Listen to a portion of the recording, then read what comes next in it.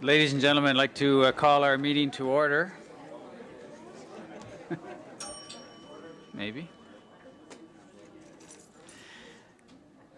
All right, I hate to call the meeting to order. Everyone's having such a good time, but I would like to call the meeting to order. Madam Clerk, I wonder if you would read the meeting notice. Yes, I will. Oops. For goodness sakes. There. Yes, Your Worship, please be advised there will be a special public meeting of City Council in the Council Chambers, City Hall, Moncton, New Brunswick on June 10th, 2013 at 2 p.m. for the consideration of the following. Reports from the City Manager 1.1, Economic Impact Assessment, Downtown Centre. 1.2, Public Consultation and Communication Plan, Downtown Centre. 1.3, Petitcodiac Riverbank Protection. This was to be circulated. I should note that this will be dealt with at a future meeting and will not be on this agenda today. 1.4, Babineau Boulevard Crossing Consent Agreement, and 1.5, Request for Proposal RFP 12123, Document Translation Services. 2, Adjournment. Thank you. May I have a motion to adopt the agenda as amended? Moved by Councillor Boudreau, seconded by Councillor Landry. All those in favor signify by saying aye. Aye. Contrary minded, if any, nay. The motion is carried. Madam Clerk.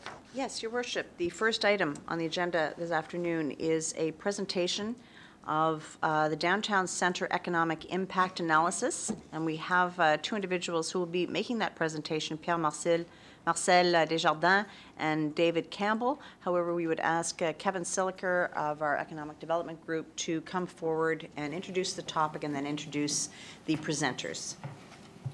Good afternoon, Your Worship, members of Council, bonjour. We have asked Pierre-Marcel Desjardins and David Campbell to perform an economic impact analysis and study of our proposed Downtown Centre project.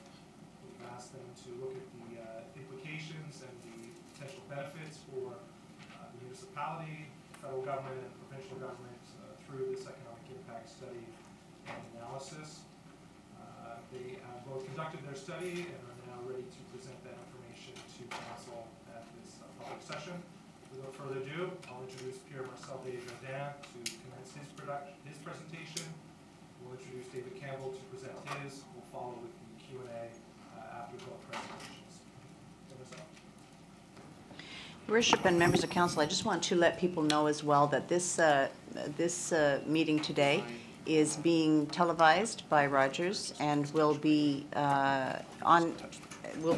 broadcast tomorrow evening at 8 o'clock. Merci beaucoup. Thank you. I'm going to present the highlights of the report that I've prepared. It's the economic impact of the proposed downtown center. So simply start with an introduction. I wanted to spend a bit of time on methodology so that we understand exactly what I'm measuring and how I'm measuring it, and also the limits of such a task. And finally, there are going to be results, and again, there are highlights, and I'll be more than pleased to answer any questions that look at the further details on the economic impact of the construction and then the operation of downtown center, but also what the impact of the operation of the Coliseum with the downtown center would be. So the measure of the economic impact is looking at 4 components. And as you know in the report, it is detailed by county, within the province and outside the province, because although the expenditures would happen here in Moncton, many of the spin-offs will be outside the region and even outside the province. So they're going to be sales generated or expenditure, employment, and employment is measured in full-time equivalent. So it may be in some sectors very small, but when you add together, the numbers do get important. Contribution to GDP, and GDP measures value added. And to give you one example, if the Irving Refinery in St. John buys $8 billion of crude and then produces a result of $10 billion, the value added is $2 billion. So what the GDP measures is the contribution to economic activity within the jurisdiction that is measured. And finally, government revenue is focusing on the federal government and the provincial government. So there's going to be construction. The operation is for a typical year, and the year chosen is 2015, and that's going to be for the Downtown Center and the Coliseum. This exercise measures the direct impact. The direct impact is, for example, somebody who will work on the site, salary. But there's also indirect and induced. For example, the person that works on the site will receive a salary. In turn, that person with that salary will go at a grocery store, will go at the garage to get his or her car repaired. So those are the indirect and induced. So essentially what we often call the spin-offs. So what I'll be presenting the total numbers, but in the report they're divided in direct. And then I combine indirect and induced. Induced would be money, for example, that would be ultimately spent in Ontario, but Ontarians are going to purchase products that come from New Brunswick. So I combine indirect and induced and call them indirect. It is an input-output model that I'm using. And input-output, the way I often like to say is you follow the money trail. So you've got the direct expenditure that I said, directly linked, for example, to construction. So somebody receives a certain amount of money. That money in turn will be spent, but that person will pay some income taxes, will pay sales tax on purchases. That is retired from the economy. It goes in government coffers. Part of it may be a trip to Florida. That's outside the region. So those are leakages. But a lot of the money will be spent within the region. That money in turn will be, again, revenues or income for somebody else. Part of that will be paid in taxes. Part of it will be sales taxes. That is taken out of the economy. So the illustration that I would say is if you're in front of a lake on a nice day and you throw a rock and you've got circles, the first ones will be very concrete. So the initial spin-offs are large, but the farther you get, the less precise your circles are. So more and more of the spin-offs will be actually, the impact will be reducing as you've got iterations or as you've got circles of expenditure, and ultimately the spin-offs will be get close to zero. So we're measuring all of those steps, all of those impacts when we're saying indirect impacts. The data for the that I used was for construction was given to me by the staff of City of Moncton. It's based on the $105 million scenario. As far as the operations, it is directly from the report published in April 2011 titled Business Model Overview, Downtown Center Financial Analysis. So that's where I took the data that was inputted in the model. And that model is a model that reflects the specificities of New Brunswick. It is not simply a model that uses national averages. So it's a model that truly reflects the characteristics of our economy. So many models are national models, and for example, we don't have the economic structure that Ontario has. So by having a model that better reflects the specificities of our region, then we, I think, have a model that better reflects what the economic impact will be. Furthermore, as you've seen in the report, it is detailed by county. So again, it is assumed that, and I'll talk a little bit about that on my next point, it is assumed that all expenditures are initially in Westmoreland County. If they are in Albert or Kent, essentially that comes to the same thing because we're in one labor market and the model does take that into account. But if you choose, for example, a firm that would be from outside, if they still hire local people, most of the expenditures, the direct expenditures, would take place here. So it's a question of where those expenditures are taking place. If you've got an architect firm that's from Toronto and the check goes directly to Toronto and the firm doesn't do any expenditures here, it would reduce the impact of the economic benefits. But the assumption that I've made is that all of those direct initial expenditures are here in Westmoreland County. It does incorporate detailed expenditure. For example, in a model, it's not simply taking $105 million and putting that in a model. It is detailed. And depending on what expenditures are done, that will have an impact. So, for example, if you're paying interest rates, that will not have the same economic spin-offs as if you're paying salaries. So again, the model takes into account the type, the characteristics of those expenditures. A final note of caution, what I say is, this exercise is an approximation. It's a ballpark. I've done it personally with this model for several other projects, and the idea is often, and most of those projects with provincial government, it's an idea of comparing similar projects.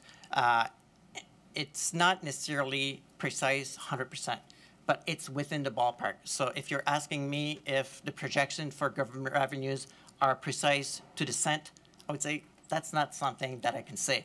But is it within a 5% or 7% margin of error? Most probably. So this is the objective. The objective is to have a picture of everything that we can incorporate in our estimation. So simply something to keep in mind. Now turning to results. Construction, what was put in the model, so it's the 105 million or so of expenditures. That would generate, and here I divided by New Brunswick, outside New Brunswick, and total. And most of the expenditures or of the impacts within New Brunswick would be in, I say Westmoreland County or southeastern New Brunswick, but again, some of those impacts would take place in other counties.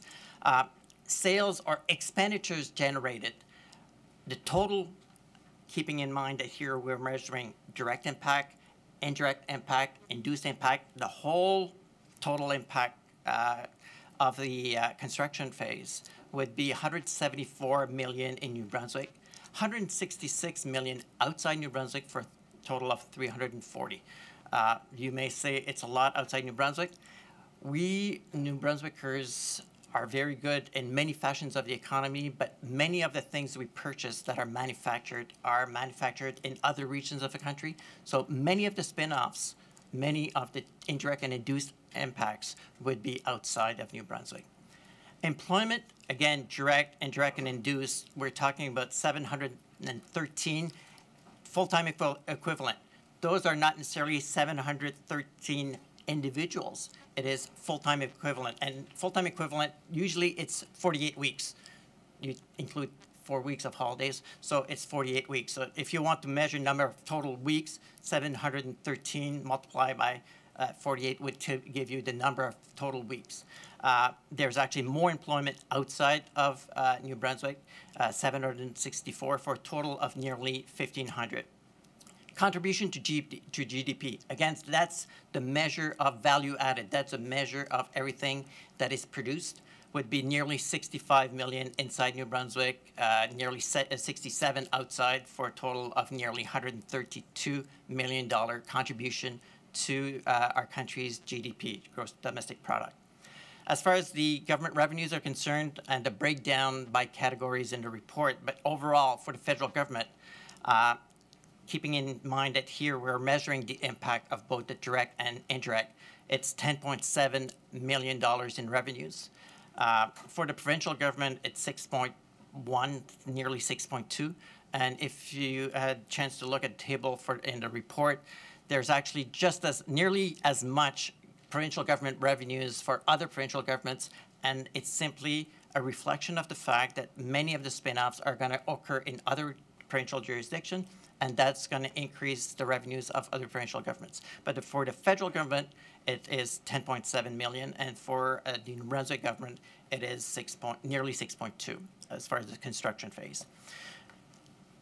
Here is the operation, and that's strictly the operation based on the 2011 report that I mentioned earlier. It is a question of simply measuring what the normal operations would generate in economic spin-offs and economic activity. And that has been, I've done simply looking at that report. So in sales expenditures, you've got over 6 million in New Brunswick, 3.4 outside for a total of 9.5. And here I want to raise your attention to the fact that there's nearly as well, close to twice as much impact within New Brunswick as outside. Construction includes a lot of manufactured product. Operations is more linked to salaries. So the impact of operations is bigger locally because we are not importing as many pieces of equipment, et cetera, from outside. Employment, again, full-time equivalent, 49. Outside New Brunswick, 16 for a total of 65. And again, that's on a yearly basis. Contribution to GDP, 2.3 million within New Brunswick, 1.5 outside for a total of nearly 3.9. And strictly the regular operations would generate 242,000 in government revenues for the federal government and 192 for the provincial government. This does not necessarily include extra events. So it's simply the operation, the regular operation of the downtown center, again, based on the projections of the 2011 study. Finally, in that report from 2011, it was assumed that the Coliseum would still operate, and I measured the impact of those operations. And you've got the numbers, a total of 4.6 for sales expenditures, most of it within New Brunswick. Employment total of 27 full-time equivalents. Contribution to GDP of nearly 2 million. Federal government revenues of 119,000, and provincial government revenues, again, here, New Brunswick government of 87,000. So with this, it does conclude the overview of my report. I'll pass the podium to David, and we'll be happy to answer any questions, toutes questions que vous pourriez avoir par la suite. Merci.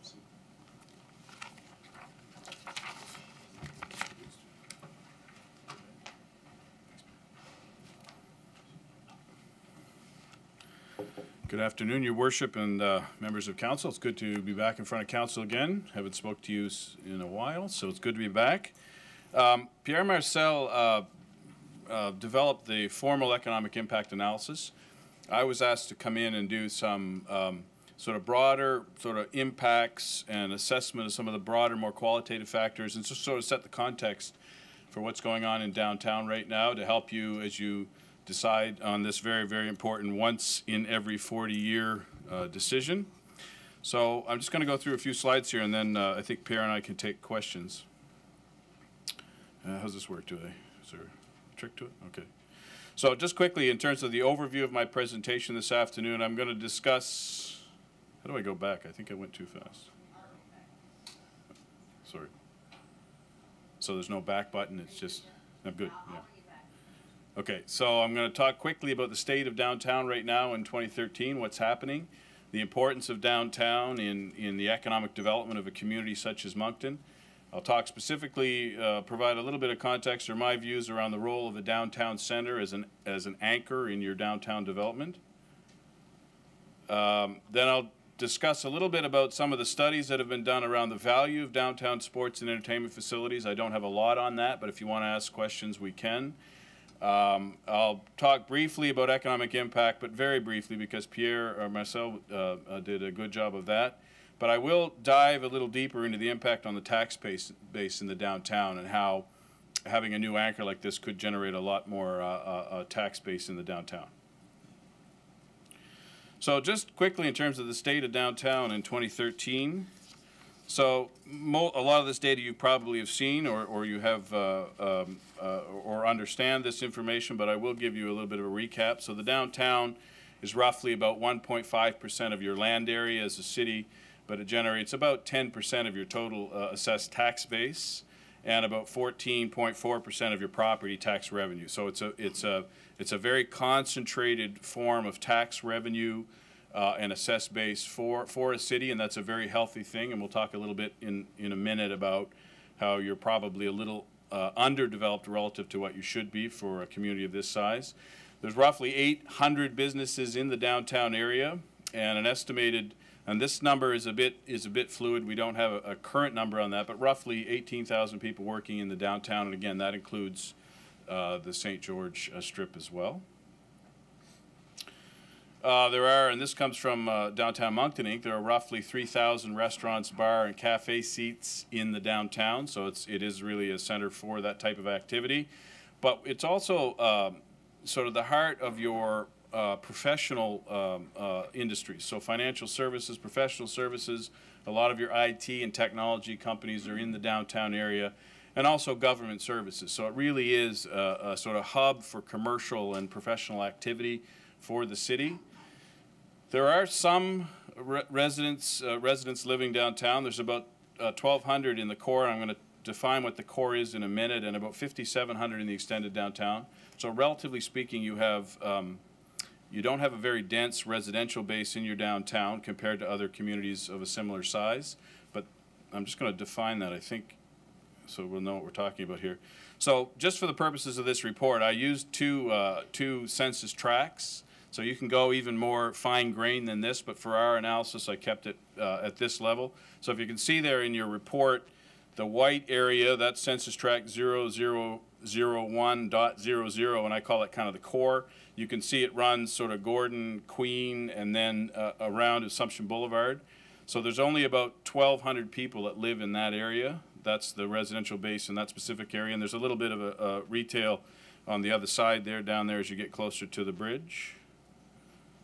And the other one, which I would call the expanded, and again, this doesn't conform to DMI's area, but this takes in St. George, and on the other side, I call it sort of the Moncton High district residential base. So this is where so those two areas combined have a population base of about 5,700.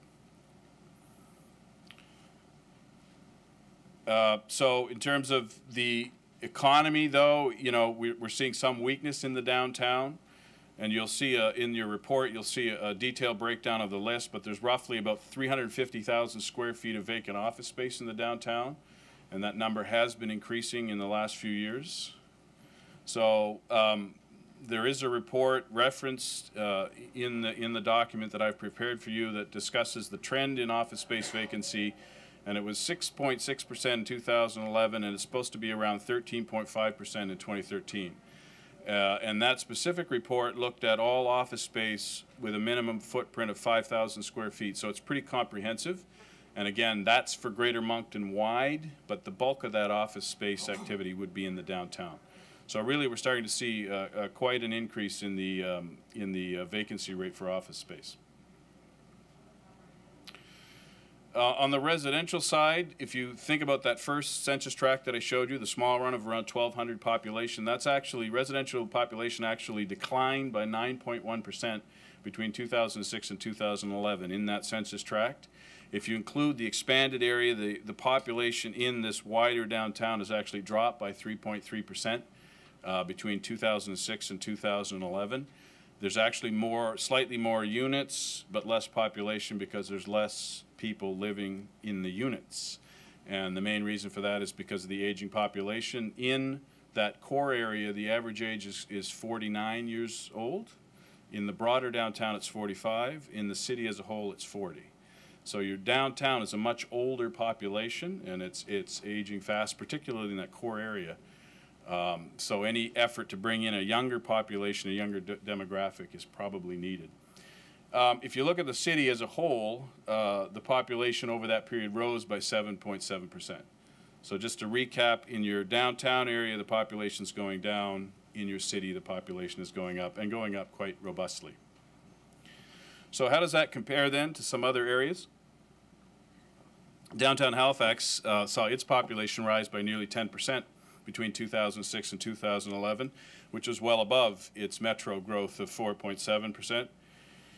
Even in St. John, which has been struggling, of course, as you know, its uptown area actually saw a slight rise in population between 2006 and 2011. So you can see there in how that compares to Moncton. So really, you know, we've had a strategy to try and foster more residential growth in the downtown, but we haven't seen that showing up, at least not in the numbers in the last 5 years. So just moving on to the importance of downtown. So again, some of these numbers you're probably familiar with, but the downtown generates 11.5 times as much property tax revenue on a per hectare or per square foot basis. So it's a much more concentrated source of revenue for City Hall. We have the chart here showing the comparison between downtown and the rest of the city. And I would also say it's what I call high margin revenue, because your cost to service that tax base is much lower compared to, say, a brand new residential development on the periphery of the city somewhere. So on a comparative basis, on a relative basis, it's much better margin for City Hall, or the better bang for your buck when you get development in the downtown. Of course, the benefits of downtown go well beyond property tax revenue, and I develop a little bit of that in my brief to you. But certainly, a strong and vibrant downtown, it's a center where it's an area where people come to converge, where people come together, and it's really a healthy and strong and vibrant downtown. Really points to the health and vibrancy of the city as a whole. So, just moving on to the role of the downtown center. Like a successful shopping mall, a vibrant downtown needs economic anchors. So we actually have a fairly large downtown, and it's fairly long and skinny as a downtown. And the reality is, you know, the Highfield Square Mall was playing the role of an economic anchor in the western part of the downtown. It's not there anymore. That's a bit of a gaping hole. And so we have to think about this downtown center as its potential role as an anchor for that part of downtown. We've got, you know, the City Hall and Blue Cross Center down at this end, and really right now, I think you folks on council need to be thinking about whether it's this project or something else, you know, what are we going to see as an anchor in the western part of the downtown? And there's more development of that in your report.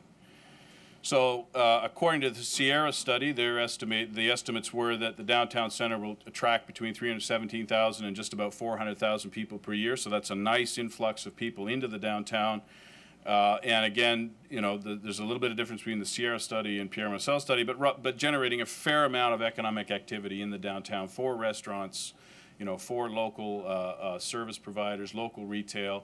And in the Sierra study, they were looking at about 74,000 hotel and motel rooms as a result of the downtown center. So a lot of that would be in the downtown, as well as other hotels around around the city and in Dieppe. It should also support residential growth in the downtown. Now I'm going to talk about that just a minute here. There we go. So obviously a downtown center is not going to necessarily by itself be a big driver of residential growth, but it can be a catalyst for residential growth. So if you look at other communities, the London example is probably the most recent and the most interesting example, and we heard a presentation here a few weeks ago in Moncton about London. But after they set up their Budweiser Gardens, which before was the John Labatt Center, they've actually seen a 30% rise in residential population in the census tract right around the facility over a 10-year period, which is well above the metropolitan growth rate for London. So again, it wasn't only the result of the Labatt Center. They had a strategy for developing a dense residential development in that area, and service providers and specific streets with development goals. But really, as part of their broader strategy, and they're blatant about this, they saw that facility as a driver of population growth in the downtown of London. So just quickly turning to this discussion about the value of downtown sports and entertainment facilities. And I'm not an expert specifically in these areas, although I've done a lot of economic impact assessments in my career. There is a debate as to the value. Some economists say they're an amazing engine of growth, particularly in a downtown. Others question the value. I have a few points in my document for your consideration. But one of the things I would suggest to you that you have to understand is that in a lot of contexts, particularly in large urban areas in the U.S. specifically, there was this expectation that the new center would drive a tremendous amount of new economic activity. So it wouldn't be cannibalizing activity from other areas, but it would actually be a significant source of new economic activity. The reality is, in your case, you know, you're not forecasting you're not predicating the new downtown center on a dramatic increase in activities, such as, a new Wildcats or something like that. So there's going to be some increase, there's some forecasted increase, but it's relatively, I would say, compared to some of these big facilities in the U.S. that became white elephants, it's a completely different context. So you have to understand that there is more discussion about that in my report for your consideration. So, Pierre Marcel a fait une très bonne revue de retombées what I was économiques. asked to do and what I did do is look at the Sierra report for 2011 and just sort of do an error checking mechanism, just run it through my understanding of how these models work. And so the first thing I did was I looked at the multipliers they use and I mapped those to Statistics Canada's latest multipliers for New Brunswick in the sectors that were used in the report. And really they're pretty consistent. They used the 2007 multipliers. I looked at the newest ones, which are 2009. And there's very consistent, there's a lot of consistency between the two. So there's not a lot that's changed. And all I would say is that their model, from a modeling perspective, is pretty robust. It is different than Pierre Marcel's, but again, there's a lot of differences in methodology, particularly around Pierre's adds in induced effects, and their report was only direct and indirect. And induced can add another 20 and 25 or even 30%, depending on whether it's capital intensive or operations intensive. So if you have any questions on that later, I can try to answer them for you. So the final part of my presentation is just to look at the impact on the tax base in the downtown, particularly associated with the development of adjacent properties. So we have an 11-acre site right now you're looking at in the Highfield property area, but 4 of that will go, as I understand it, to the downtown center. So what can we expect in terms of the 7 acres in terms of development immediately around and adjacent to the new downtown center? So that's what I'm going to talk to you a little bit about now and just give you some thinking as you're deliberating on this issue. So the first thing I looked at was the downtown properties by assessment value for 2013, and this information was provided by City Hall. So I broke out all of the different properties. There's just under 900 properties in the downtown, commercial or condo type facilities in the downtown, and I broke them out by assessment value. So you have 14 properties that are more than 200 square feet in terms of their value, in terms of their assessed value. So that includes facilities like Blue Cross Center, but also the City Hall complex, the National Bank building as well. And that's only about 2% of your properties. And the new Justice building is a very high value. It's over $400 per square foot because of its density and also the underground parking. So I just would say that all of these properties, many of these properties would also have some parking components too. So that would change their footprint in terms of assessed value.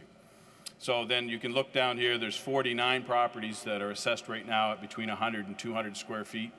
And that's downtown condos, but it's also the federal building, and even the building that Bogart's in is assessed in that range. Then you have 129 in the 50 to 100 square foot range. And you can see the types of facilities that are in that. And again, as you get down this list, a lot of them are getting older in terms of the older properties have a lower assessed value. So if you look at between 20 and 50 dollars per square foot, so you have 359, which represents 39% of the total. And you can see there the types of buildings there. And then you have 381 that are assessed at less than $25 a square foot. So you really have 80% of all of your properties in the downtown, and again, that includes St. George, are assessed at under $50 a square foot. So that's where I started my analysis. And then I looked at the downtown properties by average assessed value by these categories, right? So the top 14 have at least $200 per square foot of assessed value. So that group of properties, I'm sorry, it's a bit numbers intensive, but you'll see where I'm going here in a minute. The average assessed value per square foot is $392. The top 63 properties, and that's those with at least $100 a square foot of assessed value, $223. And then it goes down from there. So you're into all downtown properties, only about $32 per square foot. And that's mainly because you have a lot of surface parking, and you have a lot more than other communities of your size. So there it is en français. Okay, so the reason I teed it up with that type of information was to sort of estimate what we could look at in terms of those 7 acres of development around the four core acres around the downtown center. So if you looked at the top 14 properties, you have the assessed value there.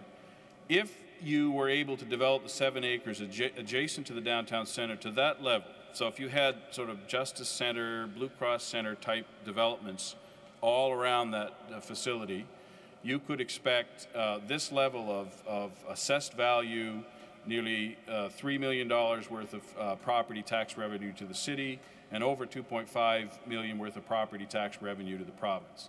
It's probably unrealistic. You'd have to have extremely dense development to get that.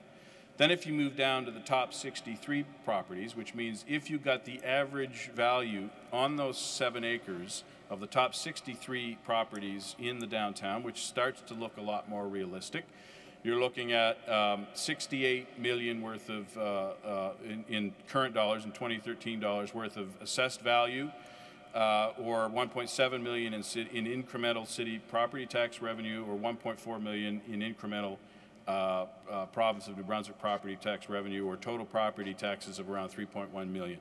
That's on those top 60. That's if we use the average assessed value in the top 63 properties. If you expand it out even further to the top 100 properties, you can see the numbers there. It would be at 1.2 million for the city and 1.1 million for the province. And then you could go further and you get the low end of the average here. But I think you're probably looking at, in the top 63, at the outside in the top 100, because you have control over the development of that site. And you can say you want projects of greater density or greater value. So if somebody comes in and says, well, we want that all to be surface parking, because you control that site, you can decide what type of development you want on that site. So this is just to give you a sense of what you could expect using this methodology in terms of adjacent revenue. In the Sierra report, they have a little bit of a different methodology. They look at a baseline growth rate in property tax revenue in the Highfield Square area, and they assume that if you do the downtown center there, you'll get a 2 percentage point bump in terms of the entire assessed value in the overall area. I didn't look at that, but it is true that if that area remains underdeveloped for a longer period of time, it's going to affect the assessed values of the properties around it, and vice versa. If you develop that site in the next few years, it's going to have an upward impact on the assessed value of the properties adjacent to it. So there's a good news story there from an assessed value, but that's not included in this analysis. I thought the Sierra report, just on that, I thought they were a little bit aggressive in their assumptions. They assumed the site, the average assessed values in the area would continue to rise at 6% per year in a baseline case with no development. Because that has been the rise in assessed values across the downtown, I think that's a bit aggressive. I think because of the size of that footprint down there, if there isn't some big development of some sort in the short term, I don't think you can assume, 6% rise in assessed values. I think that's a bit aggressive. So I think that's my presentation. I apologize again. That's the same table en français for your review, and that's it. And I think now we'll take questions. Thank you. Thank you, Mr. Campbell.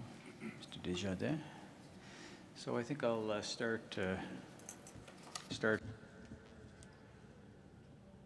Je vais donner tout le monde autour de la table l'occasion Would de répondre. suggest that we take 5 minutes each, and we'll go around until everybody has had a chance to talk about all the questions. I want to make sure that everybody gets an equal opportunity. And so, Councillor Hicks, I'll start with you, if that's all right.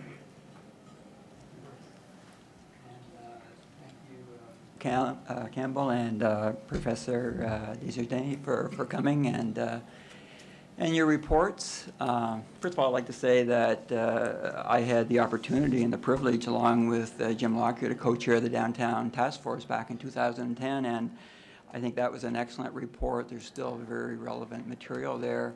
The minutes of the March meeting in 2010 clearly show my support for the facility, but it was built on very basic, deal breakers that we had to have a third funding projects of this size. I can only go ahead with 33-cent dollars, like a lot of mega projects, and we have to do our due diligence. So I ran interprovincial trucking companies for 25 years. They weren't that big, but we had about 110 pieces of rolling stock. I had about $1 million a year to buy new equipment. So you have to do your due diligence. You have to, as David said, get the best bang for the buck. So that's all I'm going to be doing today, is talking or asking some questions and to start the dialogue, because I think over the next few weeks and months, hopefully in the city of Moncton, we're actually going to be talking more about this project as compared to maybe other projects, or how can we, is this the best avenue to get the most economic development for the least amount of tax dollars? So that's totally where I'm going from this. And again, I'd just like to say that council, we didn't have any input in your selection. I have no problem with your selection or whatever, but council wasn't advised that about this. But if I'd been asked about a consultant, it would have been to provide actual examples of cities in North America the size of Moncton, about 70,000 people, where city funds were spent on entertainment center and actual economic benefit, and what other types of city spending could provide economic benefit to the downtown. In other words, what could be built that would provide the most economic benefit for the smallest amount of tax dollars, since all the material I've read is that, a downtown center can be a bit risky.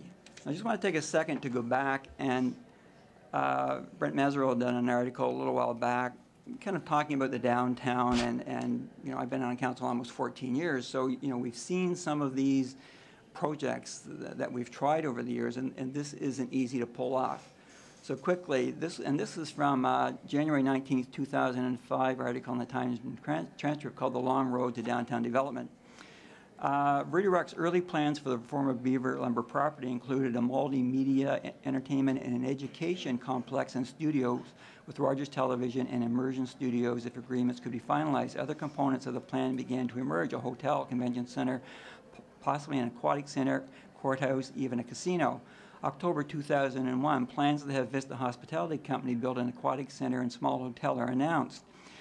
2002, Moncton is on the hook for $410,000 cleanup of contaminated soil on the former Beaver Lumber property. And I think that's interesting, because we know with this land up at Highfield Square that, I keep hearing stories about, boy, you really better do your due diligence there. Because when council had the economic environmental reports on this land downtown, first it was about $5,000 the cost of the city, then it went to $50,000. At the end of the day, it was close to $500,000 to clean up that little piece of land, and we only got $500,000 for it. So I think that's really important. March 26, 2002, Moncton and Verde Rock signed an agreement that will see the city lease 2 parcels of land on the old Beaver Lumber property to Verde Rock for the creation of a 385-space parking lot for 10 years. For 10 years, at an annual cost of $1. I'm not going to talk any more about that one, but when we get into deals like this, where the city gets into becoming a developer or holding property and going out and asking for development on it, we don't have a good track record, and we have to be very careful. December 2nd, 2002, an appearance before a public session of Moncton City Council, Verde Rock unveils Generation Place. Verde Rock proposes 2 options. Option A entails a 55-suite hotel, an aquatic and fitness center, professional office building, and a 3 to 4 screen movie theater with stadium seating. Option B included a 50,000 square foot casino, a 20,000 square foot convention center, 150-suite hotel, an aquatic center, health club, 1,000 new parking spaces, new retail, 2 or 3 restaurants, and 30 residential units. May 27th, 2003. As Visram of Vista Hospitality tells the annual Medium Downtown Moncton, Inc., that he expects to break ground on the hotel and aquatic center complex in September. We actually had a contract with a developer to do a complex downtown, which included an aquatic center. December 20th, 2004, Generation Place, a partnership between Verde Rock and Ashford Investments presents plans for a 65-room hotel attached to a convention center and 60-room apartment complex. January 10th, 2005, Bernard Sear, the local hotelier behind the Chateau Moncton, proposes to build a 150-room hotel as part of Generation Place development on the former Beaver Lumber property. And then in around 2007, the city actually made a proposal to the federal government for funding for a convention center that was rejected. And I was told that it was partly rejected because we really didn't do our research and it wasn't written all that well. So, you know, I'm just bringing up the point that this is not easy. And when we do this, we want to do it right the first time. So my question to both of you, have either of you done any research or do you know of any research that suggests a downtown center with a 7,000 to 9,000 seat arena is the best vehicle to promote downtown economic development?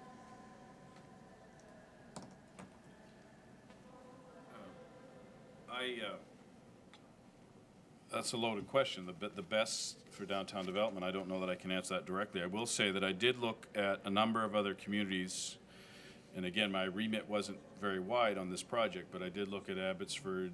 They're building a new one in Thunder Bay. I look at Kingston. I did look at London. You know, these types of anchor facilities are tended to be used by municipalities to drive broader growth. That is correct. A number of the other projects you mentioned did not include the anchor component. They were just hoping the private sector would do the development. But having said that, a lot of communities also have incentive dollars, or they specifically try to incentivize development in the downtown. So they would have said, you know, we want that casino downtown as one example, as opposed to out by the highway. So all I can say is the anchor facilities in the downtown are used for development. That is pretty widely the case across the country. You know, will it stimulate more private sector investment? That's, you know, that I think is, again, it has in other communities. It has, maybe in other communities it hasn't. I know in the U.S., again, there's a lot of controversy. And I did look at some of those meta studies in the U.S. And the only thing I would say there is the biggest thing that I thought was strange was the demand side. So if you were building a downtown center and there was no identifiable demand for it, and you were just hoping that demand was going to come, like you didn't have an anchor hockey team or you didn't have a track record of a certain number of shows and things like that, I think it would be problematic. But I think you have a little bit more of a demonstrated demand here than some of those other facilities. It doesn't necessarily remove all risk, and it probably doesn't necessarily address all of your issues. In terms of the opportunity cost of you know, investing the dollars here versus somewhere else, it's always a complicated decision for City Hall.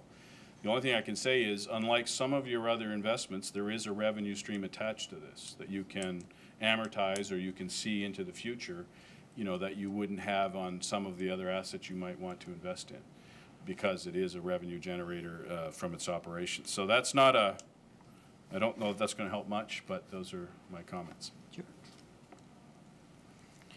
And I don't have much to add in the context of what I did. I did not look specifically at other cases. Sure. And just further to that, David, yes, we've got part of the components. We have a memorandum of understanding with our major tenant, but I think the beauty of that symposium with the people from London, I thought that was just so well done. And as a counselor, I learned so much about that, is that, boy, there's a lot to learn, you know. I have to watch what I'm saying here because I'm in City Hall, but Jeanette MacDonald said, well, we didn't want Parks and Recreation involved in this.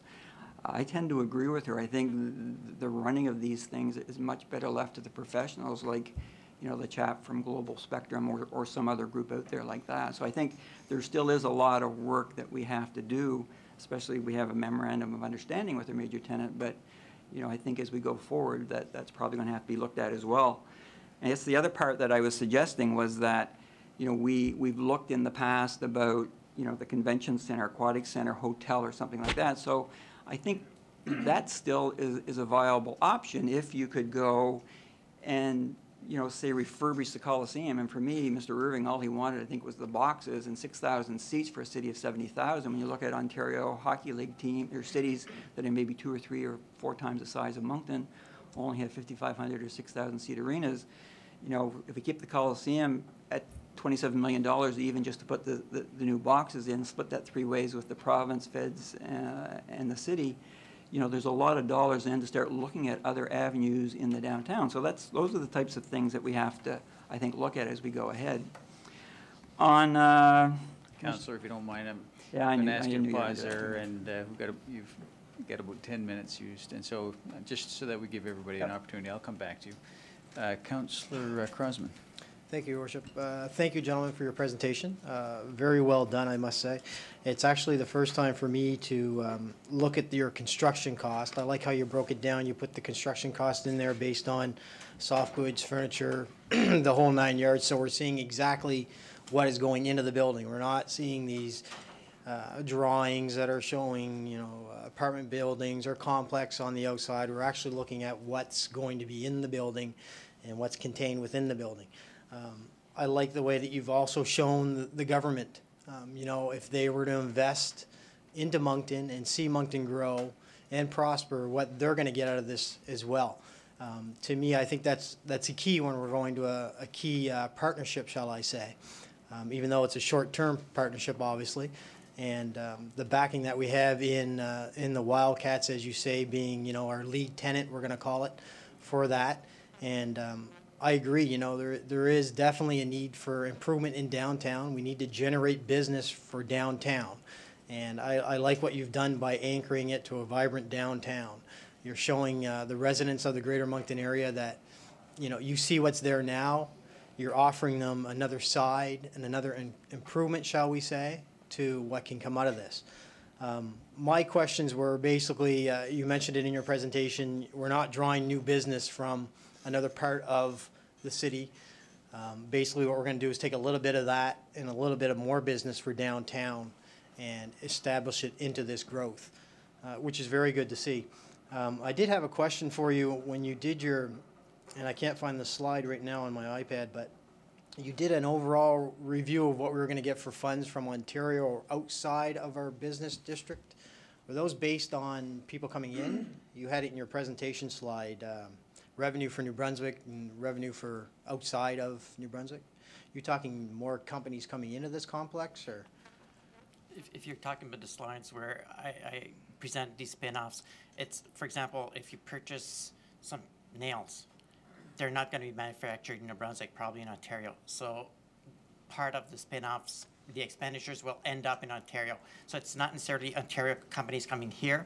It's simply that because of the fact that you've got a project here in Moncton, there are going to be economic spin-offs elsewhere in Canada. It's measuring those spin-offs that are happening elsewhere. It's not necessarily companies coming here.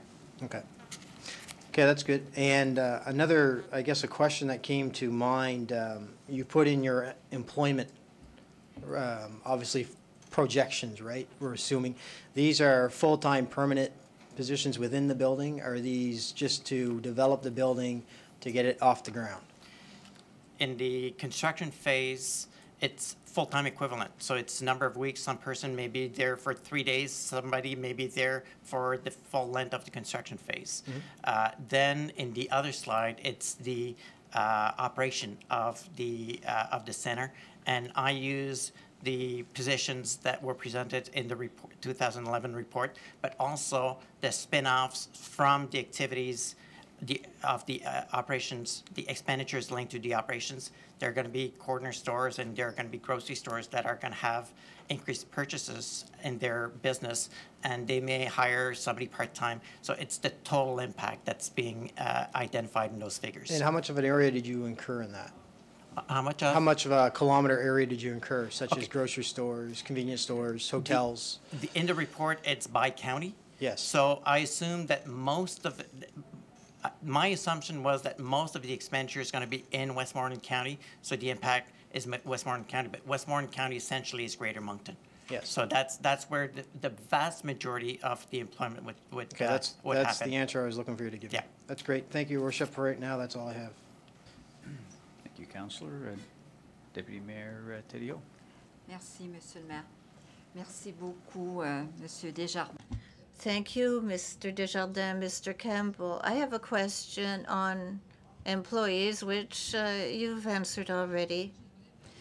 I would like to say that it was very impressive, your economic picture of the city.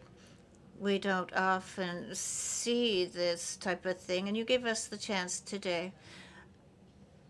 I think this center will be a pillar and can contribute to the inoccupancy in downtown, or the vacancies in downtown. I always believed in this project, and I think that Moncton is a city which is very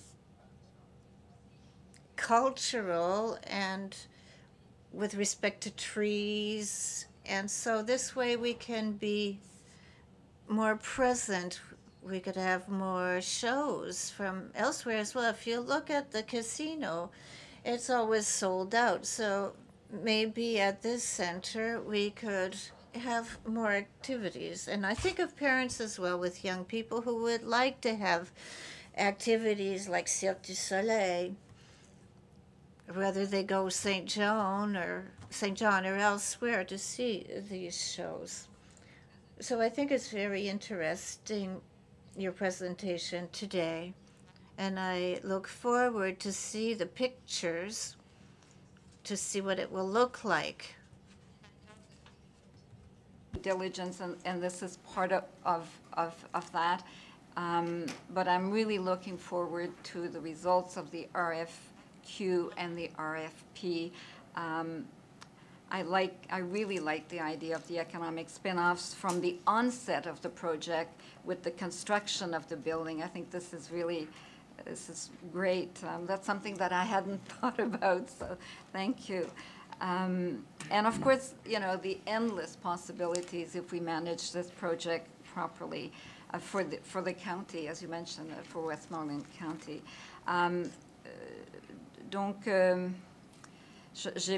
J'aimerais juste lire. I would just like to say a word about the 150th anniversary of Canada in 2017. 50th anniversary of Canada, and maybe we can benefit from some funding from that as well. Donc, merci à vous deux. Merci beaucoup. Merci. I thank you. Thank you, Deputy Mayor Taylor, Councillor Boudreau. I would like to take this opportunity to thank both of you, Pierre-Michel and David. I must admit that I have a lot of respect for both of you. You've shown in the past that your writings, books, etc., show that you really understand what you're talking about.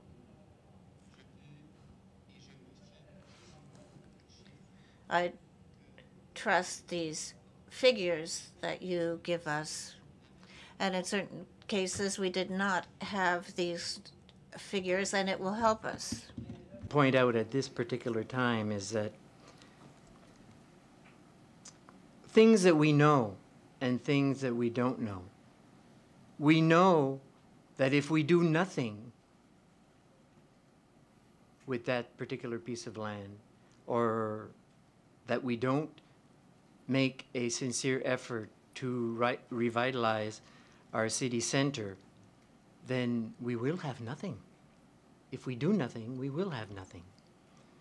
And if we do something, there is a risk, but that risk, when we analyze it carefully and with due diligence, is mitigated by the fact that we will have an increase in revenue correspondingly, hopefully.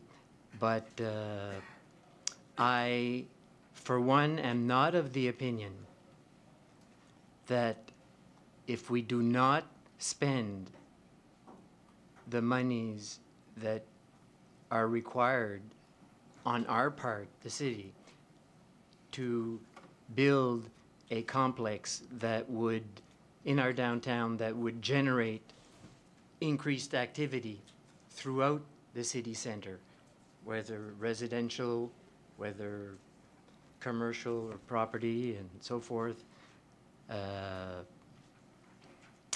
If we don't spend that money, that those monies would go towards reducing our tax rate.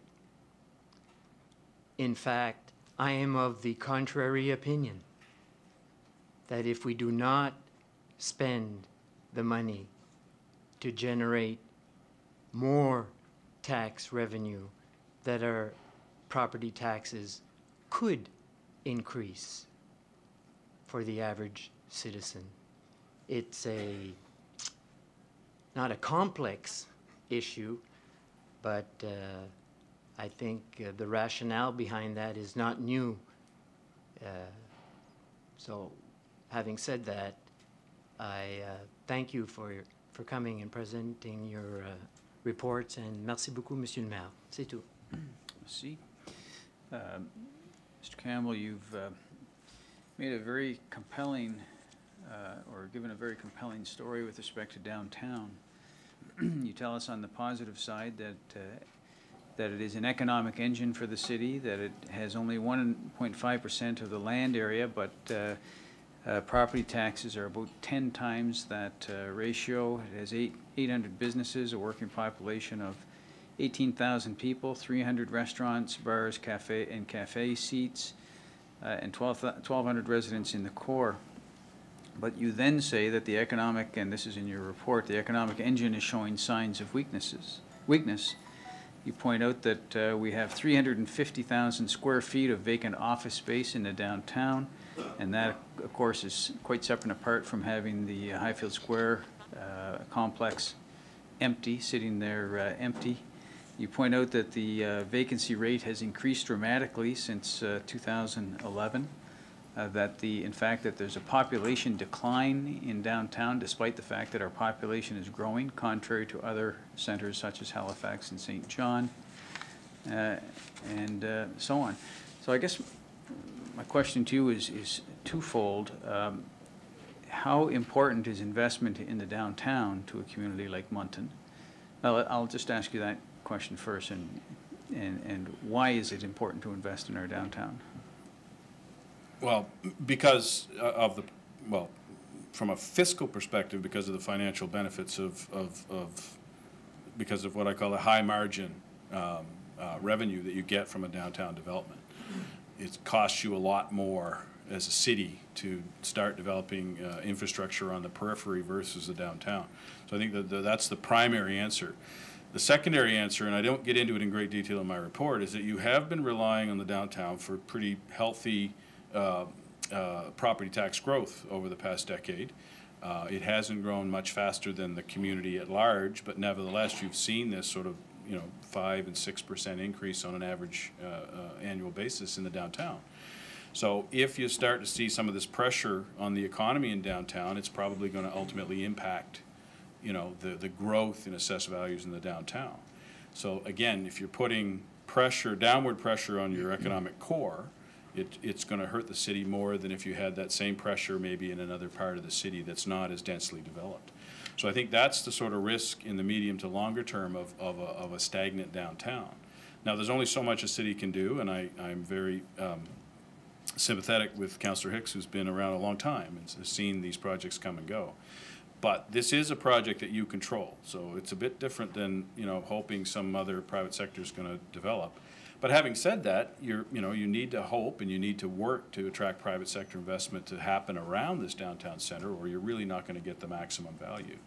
So I think you got to put, you got to put your sales guys on the road. You got to put Mr. Siliker on the road and try to get some real development there around that. But that, the city, can and should try to promote its downtown. Other communities are trying to attract education downtown. You'll see that's a rising trend. Certainly residential, certainly, anything to drive development in the downtown, to bring people downtown, to drive up the tax base, which is good for the city. And if we do not invest in our downtown and we do not drive the tax base in the downtown, what impact does that have on the tax rate in the city as a whole? Well, as Councillor Boudreau insinuated, you know, if your downtown struggles, it has more of a detrimental effect in the longer term than other areas of the community that aren't as densely developed.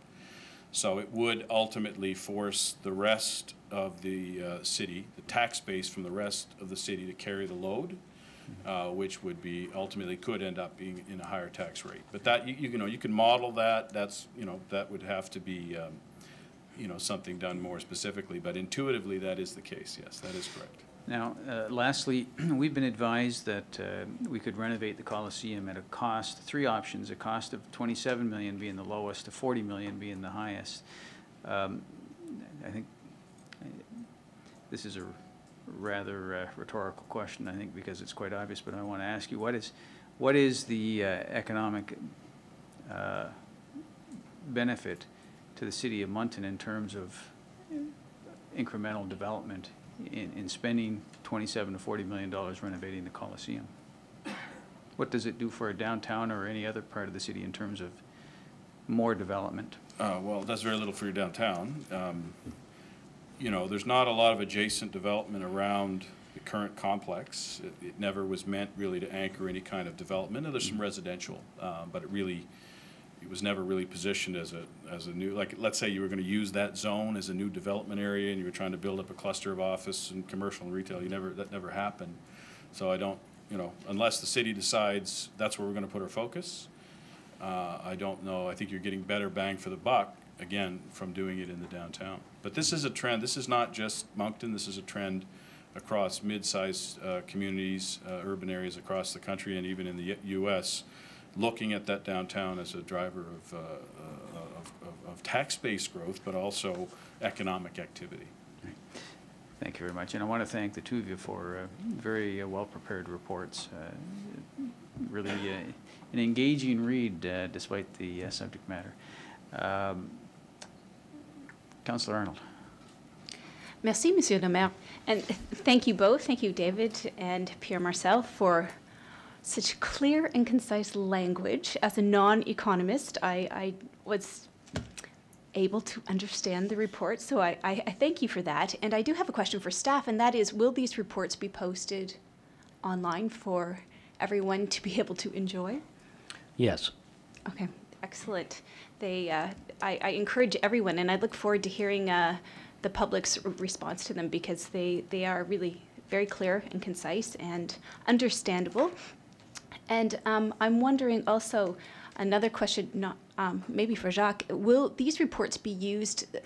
I was struck while reading them by the fact that they would be really good vehicles to convince different levels of government for their support. Absolutely. You know, in the last few years, we've been encouraging agencies like RDC and ACOA to look at projects coming forward from us or anybody else in the province on an economic payback model.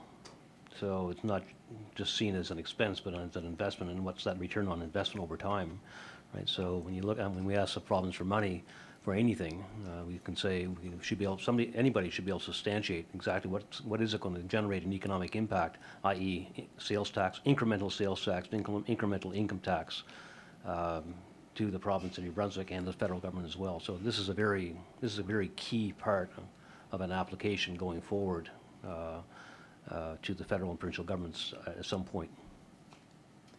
Thank you. Yeah, it's great, because I think that the methodology that you used and just the reality of what you used, using the the specific characteristics of our particular economy, I think will go a long way. So I always would rather have a very realistic approach rather than trying to sell something that's not there. So I really appreciate all the hard work that went into it, and thank you.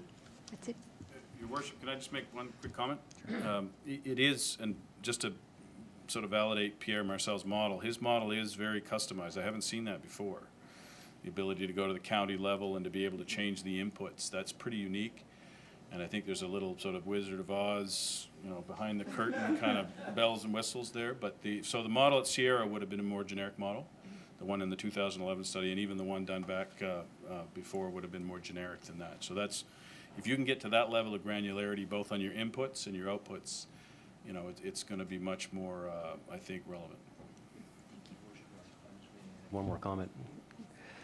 Councillor Arnold raises a very important point, and that is when you look at these kinds of projects, especially this is a major project. This is a major project for New Brunswick, not just Moncton. I mean, it's the largest project ever contemplated in the city of Moncton, but this is a large project from a provincial perspective. So when you look at the numbers that have been generated by Pierre Marcel in terms of GDP impact, employment impact, just look at the jobs outside of New Brunswick, 764 versus 713 in New Brunswick as a whole, 624 in Westmoreland County. This is as important to the rest of New Brunswick and to Canada than it is as it is to Moncton. Mm-hmm. And that's a very important point for the federal and provincial officials to recognize as we go forward in this project. This isn't not just about Moncton. I would challenge anyone to name me one project in New Brunswick that will have the significant impact in the time frame we're talking about. You know, I would challenge anybody to think about that and to identify this is it for New Brunswick over the next couple of years as a project that has been identified. Thank you. Councillor Henderson. Thank you, Your Worship. First of all, I want to thank you both, Pierre and David, for your reports. An excellent job. I just want to say too that I was I'm something like Councillor Hicks. I've been around. He and I were elected at the same time, and we've seen a lot of projects that were that were being put forth that actually nothing really happened. I was part of the committee that Councillor Hicks and I see Jim Luck here in the audience. Jim co-chaired start this whole thing off, and I can certainly see the benefit. And I always personally try to look at things with the glass half full rather than the glass half empty. And over the months, I've talked to a number of citizens about this, and you know, generally speaking, and surprisingly, a lot of middle-aged citizens and some senior citizens, homeowners, who say this is a no-brainer. We've got to go forward with it. And I do have others who are concerned about the increase in taxes and this sort of thing. And you know, to this point, we know that you know, just from what you're putting forth here, that the downtown center will certainly have a positive impact on the economy. There's no question about that. Are you concerned a little bit, though, about the fact that there's so much office space that is currently vacant, which usually is an indicator that the economy is a bit of a downturn? Are you concerned about that? Yes, I am. And if you were proposing a big sort of office complex around this, I would you know, I would suggest you would probably want to be very clear about where your tenants are going to come for that, because I think that is a real concern in the short and medium term. You know, so I think the only response to that is you have to look at this downtown center as one component of a broader strategy for downtown. You know, a strategy around residential, a strategy around trying to figure out what's going on with the office space. You know, are we seeing call centers leaving the core, either moving to other office buildings or downsizing slowly over time? Because really the call center sector did drive a lot of, not the majority, but a lot of office in downtown over the last 15 years. So you need to understand where things are headed sort of on a macro basis in the downtown. And so anybody that would suggest this is the, you know, a panacea for downtown, I think it's a big mistake. This is an anchor for the western part of your downtown. If you decide as a council that this is the, you know, the best value for the money, it's going to anchor. It should be a good anchor for the western part of your downtown, but you've got other challenges you need to look at as well. Okay. And as well, thank you, David, and as well that we expect that the downtown center will include other components. We don't know what they are right now. Like you just suggested, we certainly shouldn't be looking at office space because we have so much vacancy right now, so that's probably something we wouldn't be looking at. But we have to look at something else, not just, and we said that from the very beginning, that we didn't want a standalone arena, so to say. You know, we want something a lot more, something that there's activity on a daily basis. And I don't know whether, I know that some of you probably been at the Corral Center where they seem to have a lot of retail space and businesses as part of that complex as well. So those are things that we have to take into consideration. So anyway, I'm not going to just touch on things that have already been talked about, but I think that generally speaking, I think it's a good project, and I think that with the proper other components added to it, that it will certainly be great for the whole city of Moncton. And once again, I thank you for your both of you for your presentations. Thank you, Worship. Thank you, Councillor. Councillor Legier. Thank you, Your Worship. Merci beaucoup, Monsieur le Maire. Merci à vous deux pour. And thank you, both of you, for your 2 reports. There's a lot of information in both of these documents, and I've been listening to some of the comments that you've made since the earlier presentations, and one of the comments that you just made, David, was that, you know, it's one component of a broader strategy for downtown.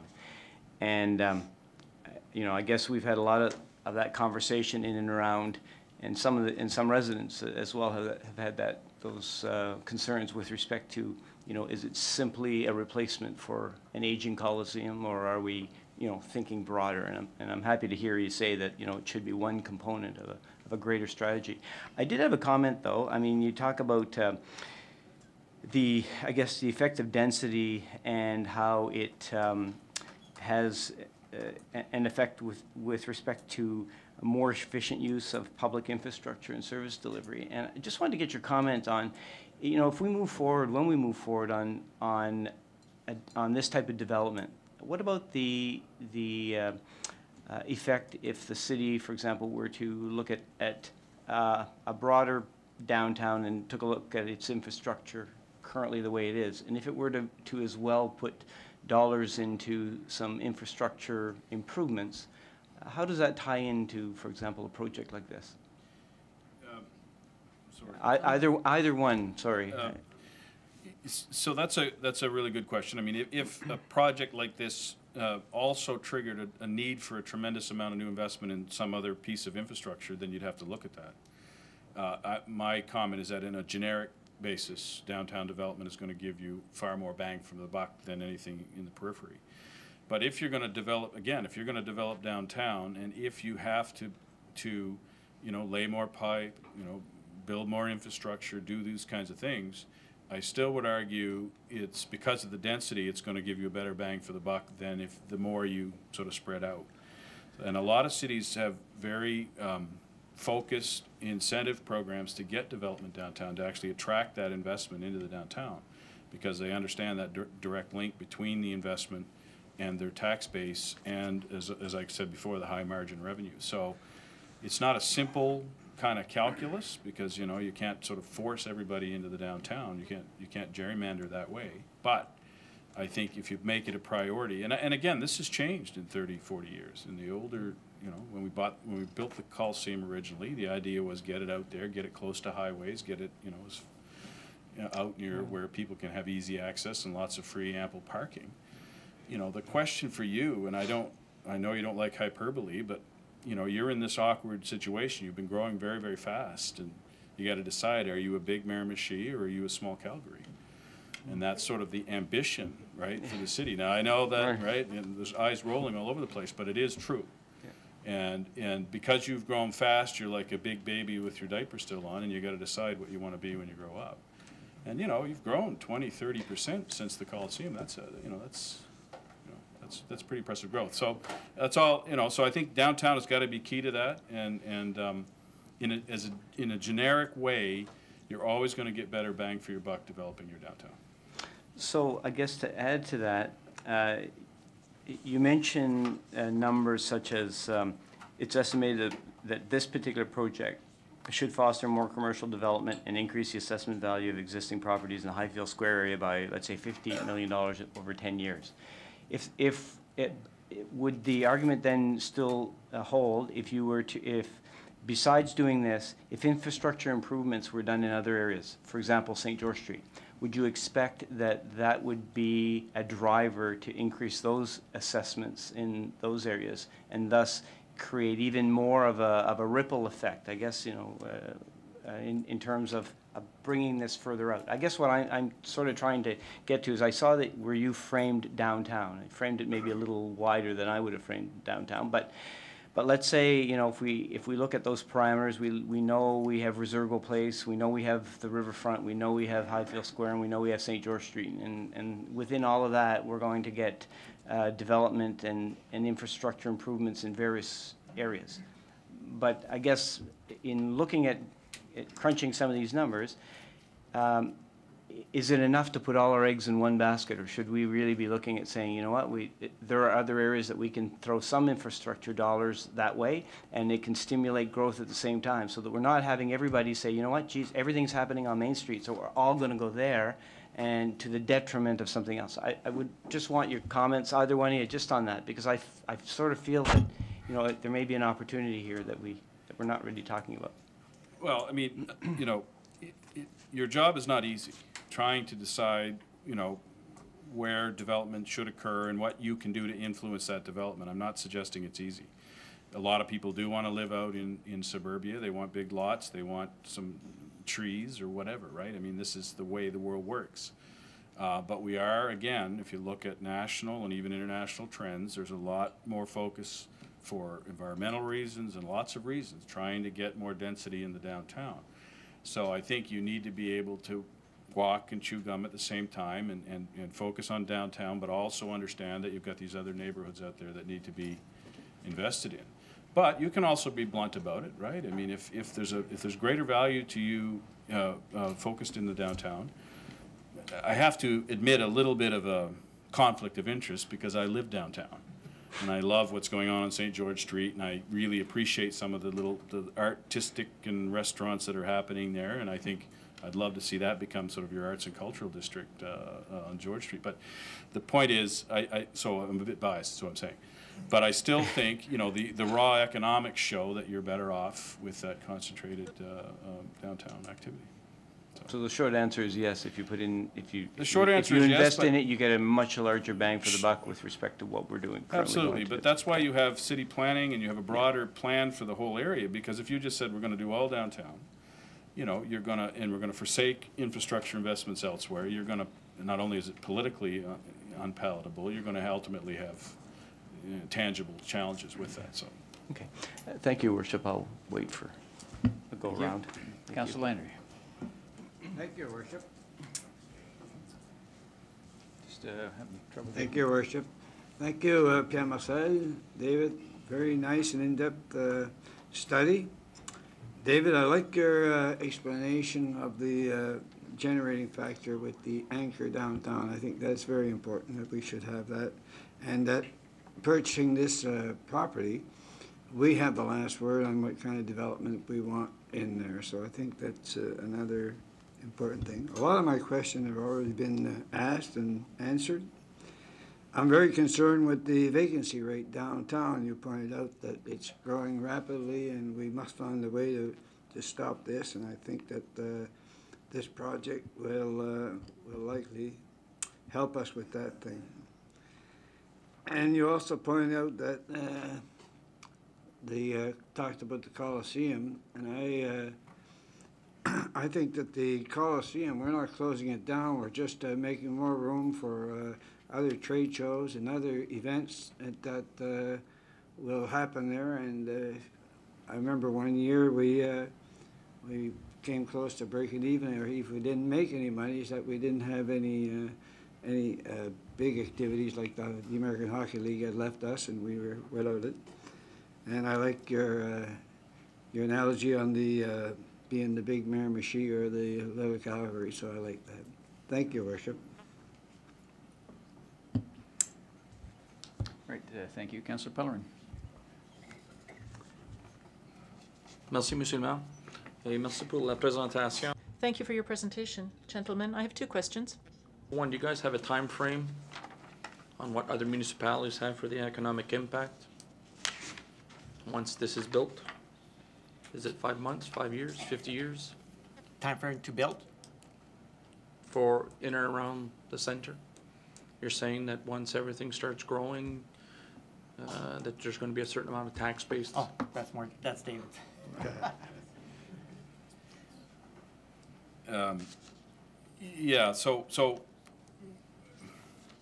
it's hard to say. It's hard to say. I mean, the reality is when you look at these other projects like London and what they're proposing in Thunder Bay and others, I mean, you expect that development will happen reasonably quick. If you can tie the development somehow to the downtown center, you know, the private investment, then you get a bang for the buck there. But I mean, I'm not suggesting that it will automatically happen, okay? And I don't think anybody should believe that. But you develop a strategy, and you've had architectural renderings. You've got some interesting visions for that part of Moncton, but you're going to have to be out pounding the pavement trying to attract good quality private sector investment into that area that's based on a business model for investing into that area. And I'm not suggesting that that's easy. If it was easy, it would have been done, you know, by now. So in a normal situation, you should be expecting that development to build out over, 3 to 5 years maximum. But, you know, we're heading into some pretty rocky times provincially, the economy, and there's other sort of headwinds out there. So that's something the council has to consider for sure. Okay, so obviously the economic, lack of a better term, crisis in the U.S. and in Europe and worldwide could prolong. It's possible, but the estimated development of this. So far, Moncton has sort of been beating the curve here. I mean, even though numbers out on last Friday on the labor market showed Moncton, still adding employment month over month. So I mean, it's rocky. If you ask me to give you a 5 or 10 year view, will Moncton continue to be the fastest growing urban area east of Saskatchewan? I don't know. Council has to be wise and has to bring in all the soothsayers to think that through. So if we were to go through this project, now is the time to go and actively recruit these individuals, private investments. Well, I think you have to cast the vision for Moncton, the downtown, and there has to be viable private sector business case projects to go around the development of the center. And so you need to go out and actively pursue those development opportunities. It's not easy, but that has to be part of your calculation for sure. If you want to get that additional tax benefit and that additional activity benefit around the center, you have a window of opportunity to say, look, private sector, we're putting in the investment here, the 3 levels of government, to build this anchor. So let's come up with opportunities that are going to benefit from that 400,000 new activity coming down every year, and also the other opportunities that go around that in the western part of downtown. Thank you. Ma deuxième question. And my second question for Mr. Desjardins, on the economic impact for Westmoreland County, you calculated what the economic impact would be. Have you broken it down into different regions within the county? No, between Moncton, Sackville, Riverview, Bouctouche, Shediac, for example? No, it's really at the county level. It's at the county level. But what I would interpret that as being is that, and it's mostly in Westmoreland County throughout New Brunswick, though there would be some economic impact in Westmoreland and Albert as well, Kent and Albert, but mostly in Westmoreland. And on the labor force, you can go up to Bouctouche, Sainte-Anne, Shediac. It's the labor market that, for example, I live in Sainte-Marie, Kent County, and I work at the university. I mean, people do travel from these areas to Moncton. So that's why I'm saying the greater Moncton area. Now, I don't know where the people who will work there will live, but the majority will spend their money here in the stores and the grocery stores, in the boutiques, but they might live in the greater Moncton area, in the outlying areas. Thank you, Your Worship.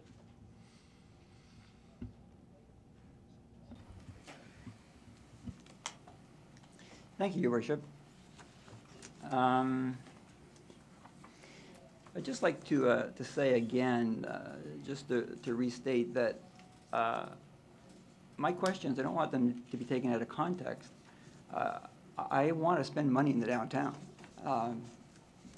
Taxpayers, don't be afraid. I'm happy to spend your tax dollars, but I want to be careful just to make sure we do our due diligence and that we're spending the money smart. And if the question was put to me about, well, what does $27 million do to refurbish the Coliseum, the way I would answer that is that, well, first of all, we're not sure it's $27 million. because the only scenario that I'm interested in with the Coliseum is just to put boxes in that Mr. Irving wants and to raise the roof, and that seems to be, you know, the two major areas. Keep the seats where they are, and you know, refurbish it for another 30 years. But the question was asked by the mayor, well, what does that do for the downtown? Well, if let's say a high figure of 27 million, and I've been told by some architects that know the city well that they think it can be done for a whole lot less, but the $27 million figure was I think it was a Class B estimate, plus or minus 20%. So it might be 20 million, it might be higher than 27. We don't know at this point, but I'd like to know. But what does that do? Say it's 27 million. 3 ways, the city puts in 9 million. If the city has $50 million to spend, that's what we've said, on the downtown center, that leaves $41 million that we could invest strategically downtown. And one of the areas, I have no problem buying Highfield Square property, but a developer that I've talked to, and I've talked to a few in the that develop in the downtown, they say that, yeah, you should buy that, but until you make the decision on the downtown center, why would you tear that building down? Because it's a great looking building. You know, I don't know anything that's major wrong with that. So what, you know, they're saying, you know, you look at people, what Dick Carpenter's done with the Marvin's building, Heritage Court. You know, if we didn't do the downtown center there, but we own the property, we might do a request for proposals about who out there could come and make proposals to the city. You know, would the university be interested in moving downtown? We've been trying to get the university down there, downtown libraries. I mean, there's all kinds of things that a developer might come in and say, yeah, I'm interested in that. I'm only speaking for myself, but as a councillor, if we pay $6 million for that land, I'd be prepared to give that to somebody if they would put a proposal in front of me that would actually bring good, solid development. Because incrementally, as a business person, when I was quoting on jobs, and I worked for Lafarge for 35 years, but when we did the fixed link to PEI, it's a major job. I could go out and buy millions of dollars of equipment and cut my rate by 30% because it was new incremental business to me. This is incremental business to the city. I'd invest $6 million because I know I want to get that back over 10 years. So I'd be interested in all kinds of plans. But if the city had $41 million, think of all the other things that we could do to invest in the downtown. You know, we could go with Moncton High and see if a COA would come in and the province could come in. And you look at what Professor Savoy had said in his articles in the transcript in the last few days about we need more business people in this province, and we don't need, you know, the huge mega projects, but maybe we looked at Moncton High, $5 million, $15 million in as an incubator, you know, for new business or something. There's all kinds of things that we could do. So just by saying, so the question again is, what would the Coliseum refurbishment do? I think it could do a lot for the downtown. But I just want to get that on the record that I'm quite happy to spend Moncton taxpayers' dollars if that's what you want me to do, but I want to be strategic about it.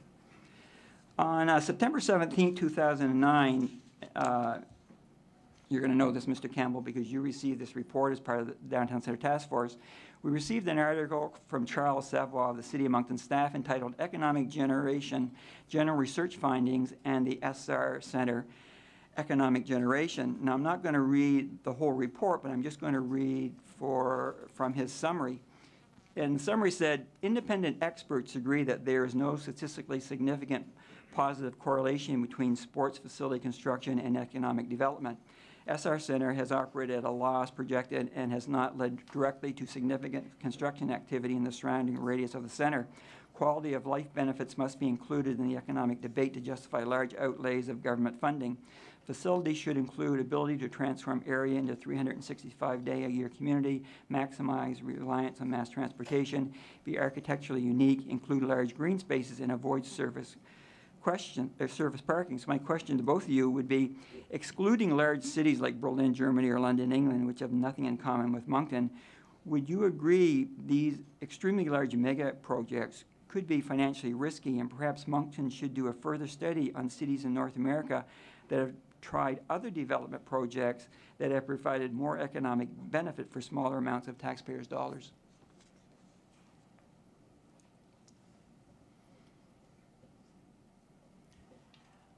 I'll say that the more information we have, the better our position to make the decision.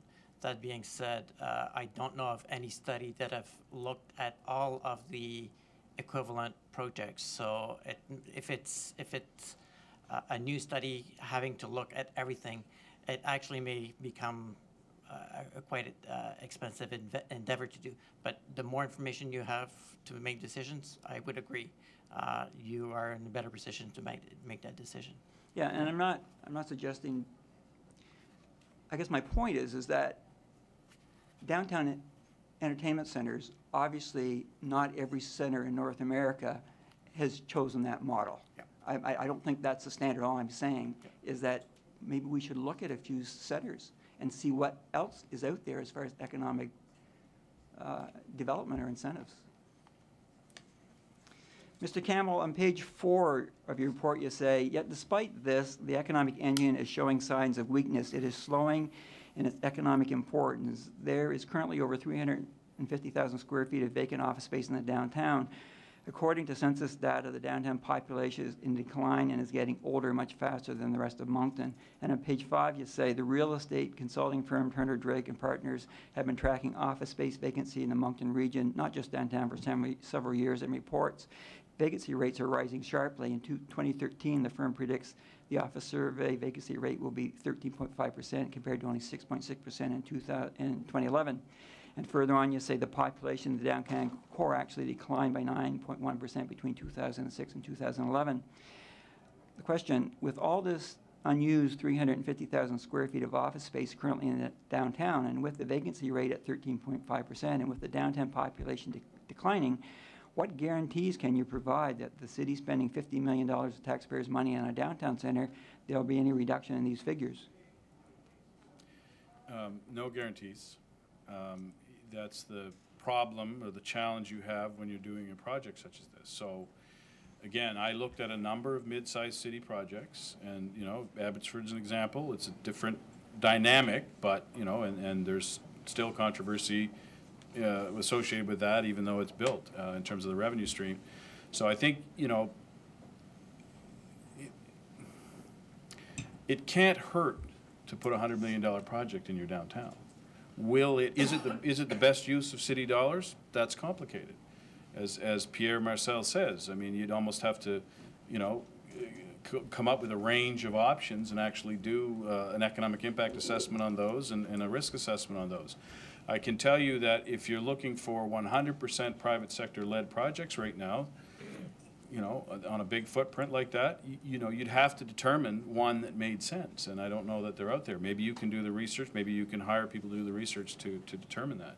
But a publicly funded downtown center is a potential anchor, and it is something that could entice private sector money to come in around it because of the fact that that's how they've been used in other jurisdictions. So, you know, I don't know how to answer that question. I think you've thought this through. You've got a lot of good thoughts on it, and it is true that opportunity cost, how could we invest the money in other spots, is it has to be an important part of your analysis. Okay. On April 15th, 2013, the city manager made a presentation to City Council and said in part, and I quote, "This leaves 7 acres of available opportunity for the private sector. Once fully developed, this land could represent new development worth $250 million, end of quote." Question, if $250 million were spent on the Highfield Square site in new development, with such a drastic increase in retail, commercial, office, residential inventory, would it not be much harder for the property owners who now own the 350,000 square feet of vacant office space in the downtown to rent this space?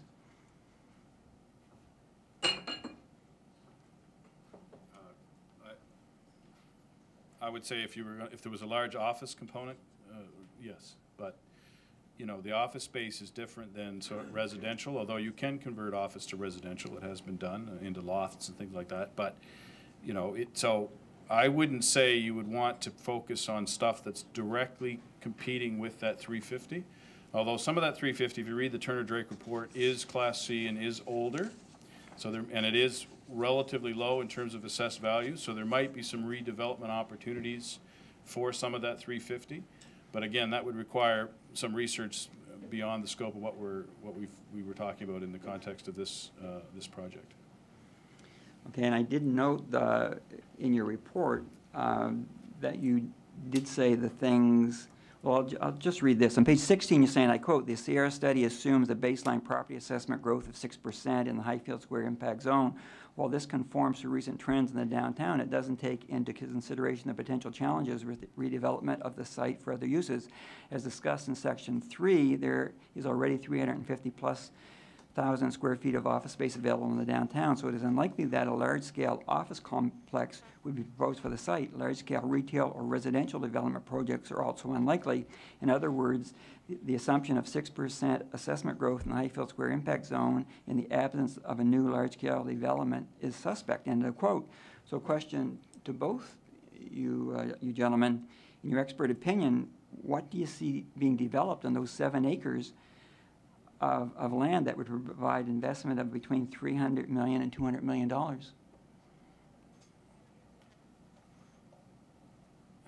Well, again, based on the initial assessment of it, you know, you could have niche retail, smaller retailers. You could have residential. I don't think you're going to have residential is going to be a large component of that, but I think it should be part of it. And there could be other types of infrastructure there, maybe some office, but not, I wouldn't suggest a lot in that spot. But quite frankly, you know, not to deflect, but I wasn't really hired to sort of scope out the 7 acres. You know, that could be part of another project, but you know, we were really just looking at if you got the kind of development that you would expect in a normal context, what would that look like? Which is pretty vague. But on the other hand, it would be unusual to develop a $100 million downtown center and have the rest of it just lay there dormant. That would be unusual based on what we've seen in other contexts, including, by the way, in Moncton's own history. Okay. Do you want to go, Randy? On, Councillor, and come back to you. Councillor Crosman. Thank you, Your Worship. Again, I stated it the first time I addressed you. It was a great report, well detailed. As you can see by the turnout here in the chambers today, that the public's very involved in this and encouraged in this. And when they do make it to our website, I'm sure that they'll have several questions that they'll feed our way, most likely. Other than that, His Worship touched on a few questions that I had for you as well. You addressed them to my satisfaction, as well as Councillor Arnold had a question as well. So at this point, I have nothing more for you. I'm going to review your report as we go around the room right now and see if I come up with anything else. But thank you for your presentation.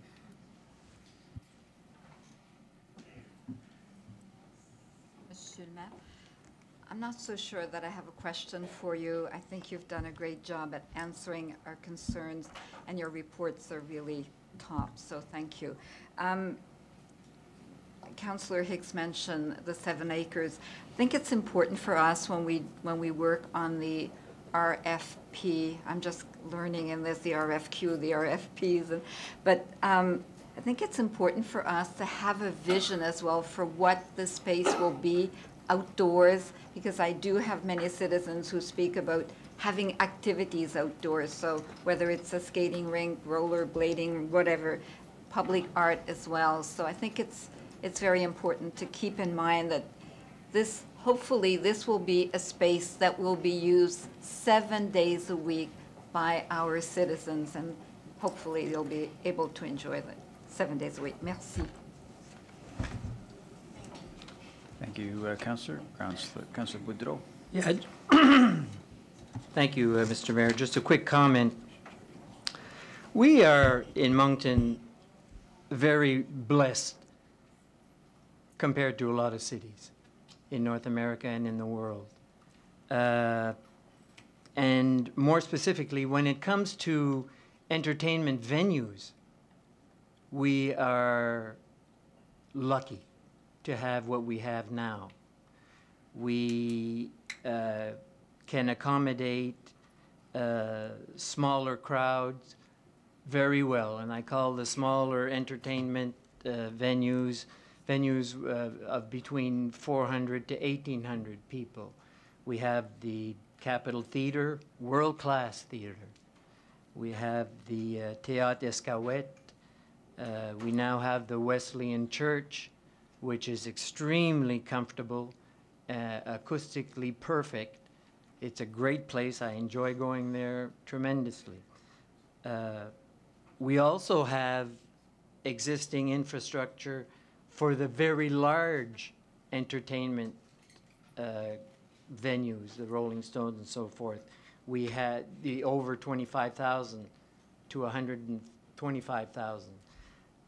We have the, obviously, the Moncton concert site. We have the Moncton Stadium situé sur le campus de l'Université de Moncton. The stadium at the University of Moncton's campus. I'm in Moncton, is what I would describe as an adequate venue for the most popular and most used facilities, which are the facilities that house between 4,000 and 10,000 people in a city of 130,000, Greater Moncton, serving 250,000 in Greater Moncton, okay? Because in my estimation, and with all due respect to the Coliseum, I mean, it is not a facility that I enjoy going to. Okay? I attended the Leonard Cohen concert, which is a world-class show with world-class musicians sitting in seats that I could hardly stand,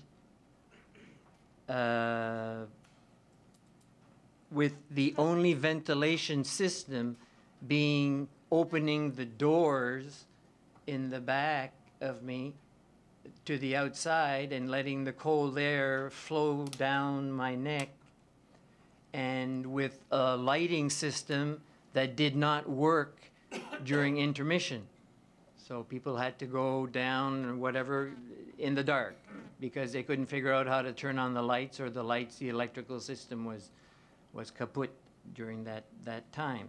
It just simply is not adequate. And to add money, you're not going to make that a center, no matter how many millions of dollars you put into a comfortable setting, because to do so would mean to decrease the number of seats, because the seats are way too small, they're way too close. My knees are, and I'm not a tall person, are hitting against the seat in front of me. It's a very uncomfortable place. It's okay for perhaps a hockey game every once in a while, but it's not meant to, I know a lot of people that don't go anymore. Quite simply just don't go to that building anymore. So I look forward to the day when we can say that we serve the Greater Moncton area and southeastern New Brunswick, and in fact PEI, Caraquet, Edmundston, people coming from all over to see shows of all kinds, because now we're restricted, severely restricted in the most popular shows that could come to Moncton. I can guarantee you Michael Bublé is not coming back to Moncton. Not in the Coliseum. No further comments.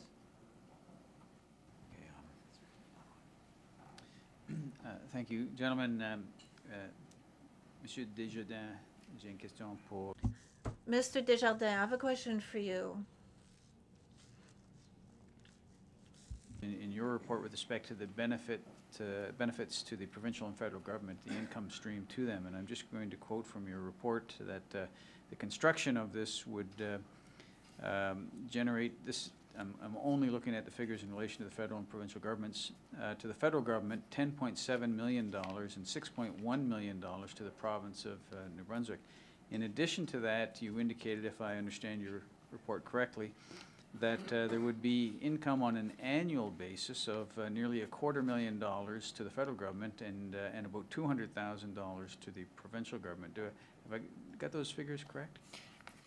Absolutely. And for second one, I'm probably underestimating the total impact because it's strictly measuring the daily operations of the downtown center. Right. It would not include the additional activities that would be taking place because it's been built. Right, that's correct. And well, I shouldn't be telling you that's correct. That's your report. It was. I noticed that as well. Thank you. So I just wanted to highlight that fact because one of the very, very important considerations, in fact, a critical consideration to proceeding with this is to have the appropriate financial support from the provincial and federal governments. And to take note here that the kinds of numbers that you're talking about and then continuing income stream on a year-by-year and on an annual basis, I think provides a very good case for support of this by both levels of government. So I thank you for that. Merci beaucoup. Councillor Henderson.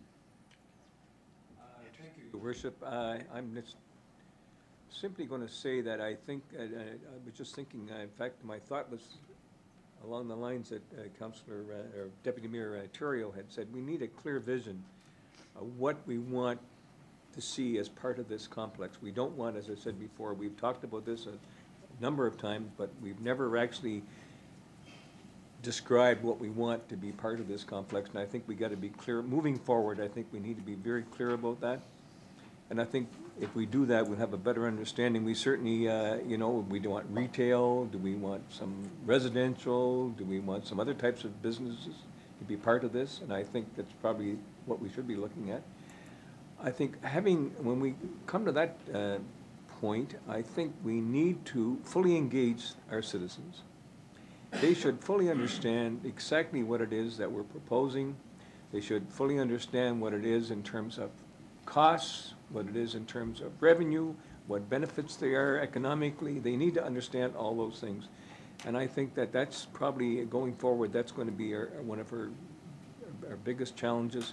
I think there's some great points made in terms of selling this to the federal and provincial governments in terms of the payback that they have, which is very good, really. So I think we got a lot of positive things going. I think we got to look, as I said, we got to look at the glass being half full moving forward. I think, as been mentioned, I think Moncton is very, very fortunate. I know when we had the down in 2008 and 2009 when we had sort of a recession, we hardly even noticed it here in Moncton because things were moving along very well. We're probably noticing a little more now than we did back in those days. So anyway, that's really all I have to say at this point in time. I'm not going to repeat myself, or I'm not going to say something that somebody else had already said. I just want to, again, thank you for your very informative reports. Thank you. Thank you, Your Worship. Thank you, Councillor Legier. Thank you, Your Worship.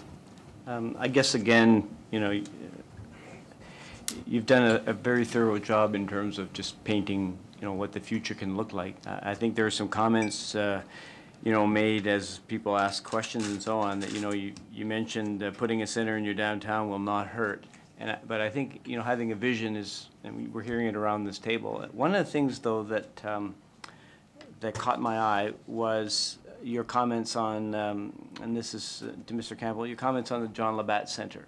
And sort of their strategy. And I know when they were invited to come to Moncton and they presented their model, different time, different city, different population, different catchment area, a lot of differences. But one of the things that that struck me was that they didn't put all their eggs in one basket, and then they basically looked at it and said, okay, we have a strategy. We want to replace it or build an arena.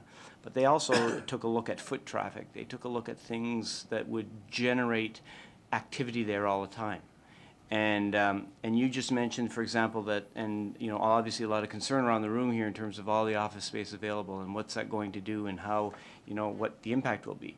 And then, but yet what London did is they took a look at their library and they decided that, you know what, we're going to build a brand new library. We're going to build it near where that center is.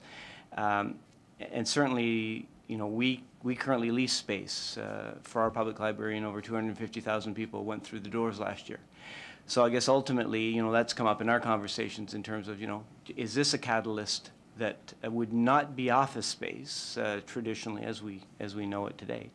But just your comments in terms of, as we talk about what this can look like, okay? You didn't comment much on transportation hub, just foot traffic with respect to that concept. Just some ideas in terms of how all of that can excite one, and I don't see a lot of downside to this. I really don't. I think it's, we plan and you plan to move forward, and you do a lot of critical thinking, and you form a strategy, and it's a calculated risk. So just your comments on that. So there's a lot there, Councillor. So just in terms of foot traffic, there's two ways to generate a lot more foot traffic, and that's, one is drive a lot more residential growth downtown and really make that a priority. So maybe some of this second floor office or third floor office could be converted to lofts and residential. Again, on St. George, the artistic folks like those kind of living arrangements. A lot of times, I don't want to stereotype too much, but so there's some, if you start to get a little arts and culture sort of cluster downtown and shops and so on, you might start seeing a lot of that type of bohemian move downtown, which is really good for the downtown. The other thing about public transport, the reality is, again, it's about density of development, and if you get, library is one option. I don't know the status. I wouldn't want to comment specifically on that project, but it certainly is one that drives a fair amount of foot traffic in the downtown. There may be others as well. I just think in general, when you're looking at any kind of project that's going to drive a lot of foot traffic, you should be saying, okay, shouldn't that be downtown? Mm-hmm. Right, and I see a lot of niche retailers out in your periphery in these strip malls that are probably, somebody should have probably thought, man, that would have been nice in the downtown. Particularly the niche retailers. You're not going to get a Costco downtown, you're not going to get the big players downtown, but the smaller niche retailers, maybe. But again, you've got residents that want to pay the costs of Miramichi, but they want the amenities of Calgary, not to stretch that too far. Yeah. But I do think, because one resident said to me, oh, there's no problem. That'd be a great site for the downtown because of all the free parking around it. Right, so his assumption was that you just replace the bay with a big, stadium, and the rest of it would be free parking or whatever. So I think, part of it is communicating to the public, what the plan is there, and if you want to be a bigger dynamic city, there's going to be costs to parking downtown, and you're going to have issues associated with that. So I don't know if that helps, but we can have a conversation maybe offline about some thinking around. I've thought a lot about downtown development, and we could have a conversation around that. Just my observations. Yeah. And just one last thing in the report, you're talking about economic leakage, and it's indicated here that some provinces do much better than other provinces in terms of their direct GDP for every dollar of output. Yeah. And then you make a comment that it's driven, Quebec and Prince Edward Island, for example, generate much more direct GDP. And you're mentioning well above all other provinces. But this is driven well above the average, this is driven by well above average public investment in related infrastructure and services that support industry growth. Just your comments on that, I guess. Ultimately, is that saying that this is a good thing to move some public dollars into building some infrastructure that will have a much greater impact along with the private developers, and that can put us in a much more favorable economic position? So I took a little bit of liberty with that, okay. Because PEI in Quebec do spend a lot more money on culture. Okay. And I assumed a lot of that was cycling through to the kinds of investment that would keep the GDP in the province. So, okay. You're going to go to Cirque du Soleil in Montreal as opposed to, although that might not be the best example right now, but it's as opposed to go somewhere else. And on PEI, again, they've been very deliberate about building out their cultural tourism and that type of infrastructure with public dollars, which means more and more residents will stay home and invest in spend in their local community, which keeps the GDP high.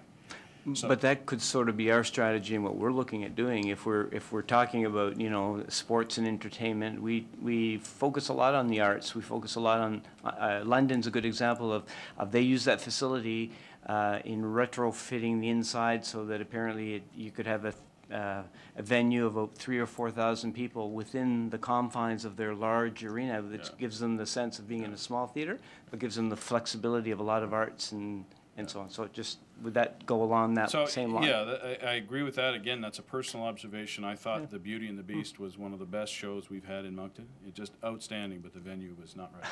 The venue was wrong. Okay. But the show itself was outstanding. Yeah. So Okay, I agree great. with that. Thank you, Worship. Councillor Landry. Thank you, Worship. Thanks again, fellows, for a beautiful presentation. As you know, we're the ones that are going to be facing the public in the Tim Hortons and everywhere else. We get some, and you provide us with a lot of good information and helpful information, and I thank you for that. Thank you, Worship. All right, ladies and gentlemen, we've been around twice now, so I'm going to open the floor up. I don't want to limit you too much, but I do want to remind you we have other items on the agenda as well. So anyone who would like to speak again, feel free. Councillor Hicks, you're up. Thank you, Worship, and this will be the last session. I'd just like to say a comment on some of the things that have been said. You know, the one thing that we haven't talked about today is the impact on taxpayers. And you're talking about $50 million being taken out of the pockets of taxpayers. When you look at what might be borrowed in debt, you're talking about a whole lot more. The one thing I can say is anybody can take an amortization schedule and take $50 million and amortize it over 30 years at 5%, and you're going to see it's not 1 cent on the tax rate, it's considerably more, and there's only one taxpayer in the city. And although probably, I'm not speaking for everybody in the room, but probably most of us in the room, $60, $100 a year on an average house isn't a big deal. But as councillors, we represent everybody in the city, and I can tell you there are a lot of people. It's one of the beauties of having an election. You knock on the doors of everyone and you see how many people in their 80s are trying to stay in their little house and been on a fixed income that hasn't gone up, or a pension hasn't gone up for 25 years, and $60 is a big amount of money. And at some point, you know, we also have to look out and speak for those people as well. So that's one thing we haven't talked about, and we're going to be talking about that over the next few weeks. And, you know, with due respect to my colleague, and this is, I think it's great that we talk about the Coliseum, and I think we need to talk more about it. That, as I said, I'm prepared to invest money downtown, but I wouldn't totally write off what $20 or $27 million might do for the Coliseum to actually change the face of that into a center that we wouldn't know today. So, you know, that, to me, that's still on the table. I'm just going to read quickly from a couple of articles and just see if you have any comments on them. And the first one is from March 25th, 2010, Regina Leader Post. Economic impact forecasts in a study released this week about the feasibility of a new stadium in Regina are at best optimistic, according to economists from 2 universities. Brad Humphreys of the University of Alberta, who has been researching the economic impacts of sport facilities over the last 10 years, said the study's claimed benefits are an issue. I've gone back and looked at the economic performance of every city in the United States that built a new sports facility in the last 30 years. I've never found any evidence of any increase in income or increase in jobs associated with the new sports facility, the associate professor of economics said. Further on, it says the report is based on models that you can make say whatever you want, said Humphreys, noting academic evidence does not show benefits around stadiums. Jason Childs, an associate professor of economics at the University of Regina, echoed that. The assumptions they make, like most of the time they do these feasibility studies, are pretty optimistic, he said. The impacts they are looking at are very, very positive thinking. These numbers are the results of multipliers that are quite large. They put their rose-colored glasses on. Also, a report that was done on February 1st, 2013, recent by CBC News. I'm just going to quote some comments here.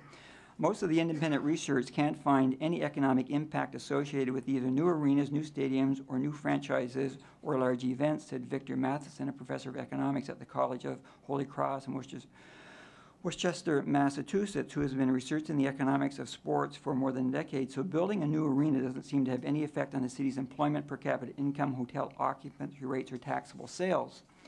While local businesses may see an increase in sales around the stadium, it's sales and money that would have been spent in other parts of the community for the most part, said Richard Powers, a lecturer at the Rothman School of Management at the University of Toronto. So they're just redirecting it into certain areas. They have a large price tag right now, but again, if you're going to sell something, you're going to put it as low as you can, and we know what happens in these projects. They are notorious for cost overruns. In some cases, going over budget is legitimate, he said.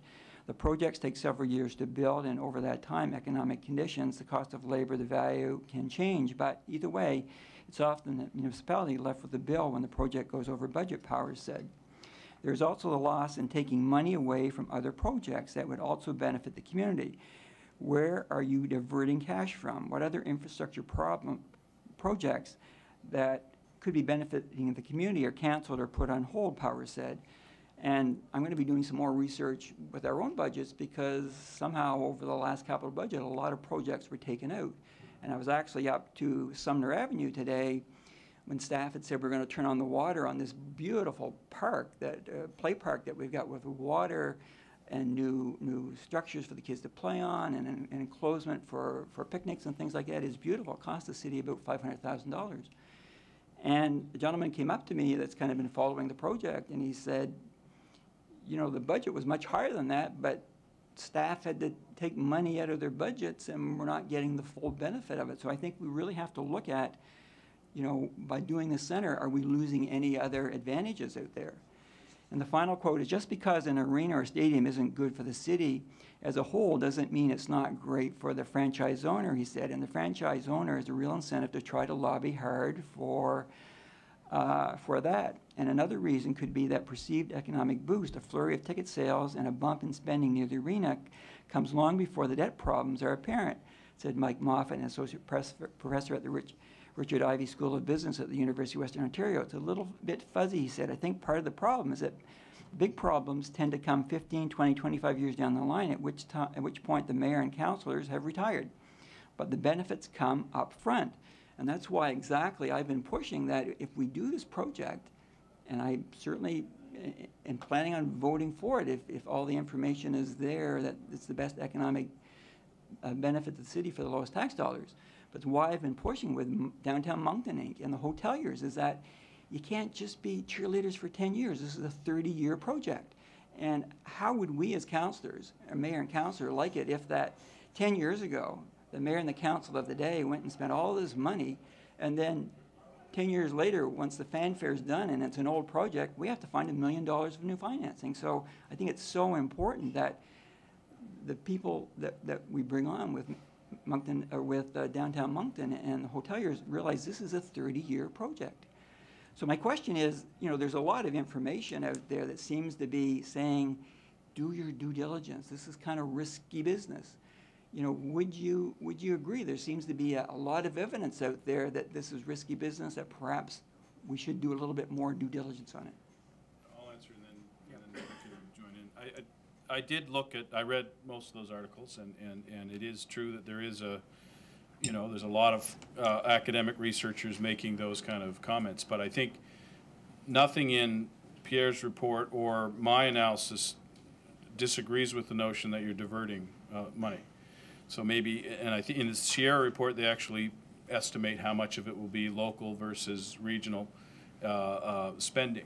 But the reality is the average household in New Brunswick, in Moncton, spends, you know, several $1,000s on entertainment and recreation-related expenditures, and you want to make sure that you're capturing as much of that locally as possible. So, you know, you are redirecting some of that activity from the Coliseum to the downtown, and that's a deliberate strategy to do that. And in fact, in terms of net growth, the only net growth from operating, you know, you will get the construction impacts. Nobody disagrees you're going to get the construction impacts. But on the operational side, the only net economic growth would come from people you attract in. So if I spend on the downtown center, it's no net growth unless I'm diverting spending that I would have, if I would have went to Montreal to see Bublé versus here, then it's a benefit to Moncton versus Montreal. But I think implicit in all this analysis is that it's not net new growth. If you were going to build a new manufacturing facility and all that was going to be export revenue, that's net growth. It's all new money coming into the city. But in this case, it would be, you know, most of the spending would come from the pockets of greater Monktonians. Exactly, and there may be a problem with vocabulary. When they're saying there's no economic impact, I would argue there are economic impacts. If you spend $100 million on construction, there's going to be an economic impact. The question is, as David was saying, is there going to be incremental economic activity as a result of what you're building? And the net would either be money that would be spent outside and will be spent in the region now that you've got that new facility, or money that would not be coming in from outside and will be coming from outside. So it's the economic impact of incremental economic activity. That doesn't negate the fact that there's still going to be economic impacts. And what I've measured is what is confirmed. You know that those expenditures will happen. The additional potential increase, that was not included in my numbers. So that's why I answered that I'm probably underestimating the impact, but I didn't even venture into projecting or forecasting what the additional economic activity that would not taking place in Moncton if the downtown center would not be built. And I would certainly agree with that. Anybody, you don't want to understand if you're going to spend $100 million, but unfortunately on that construction phase of it, it's the provincial government, the federal government that during that short period, because they, you know, they get the income tax on wages, you know, they get all the taxes on the goods that are going in there, whereas the city, what we need is what comes after, what can we draw in that's going to bring the tax rate, because that's the only revenue that we have. My final question. With all this unused 350,000 square feet of office space currently in the downtown, and with the vacancy rate at 13.5%, and with the downtown population declining, would you agree the only clear indication the federal government and provincial government could use for economic development would be the figures the city receives if and when we issue a request for proposals? Sorry, could you restate that? With all the unused 350,000 square feet of office space currently in the downtown, and with the vacancy rate at 13.5%, and with the downtown population declining, would you agree the only clear indication the federal government and provincial government could use for economic development would be the figures the city receives if and when we issue a request for proposals?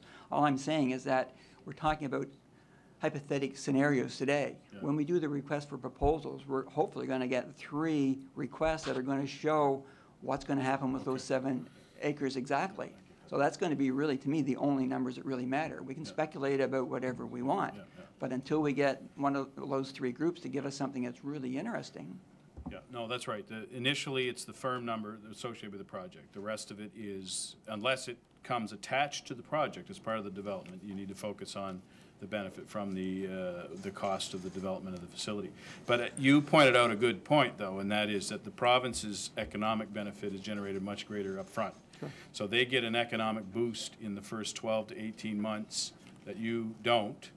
And they also have an interest in protecting their revenue stream from downtown Moncton because they generate, as I showed, about 95 cents worth of tax revenue for every dollar you generate. So if the downtown suffers, or if the tax assessment growth moderates in the next 5 to 10 years, they're going to have a problem as much as you, not as much as you, but on a dollar for dollar basis, almost the same sort of challenge from that as you, because they generate 85 or 90 cents in revenue for every dollar you generate off property taxes. Yeah, exactly.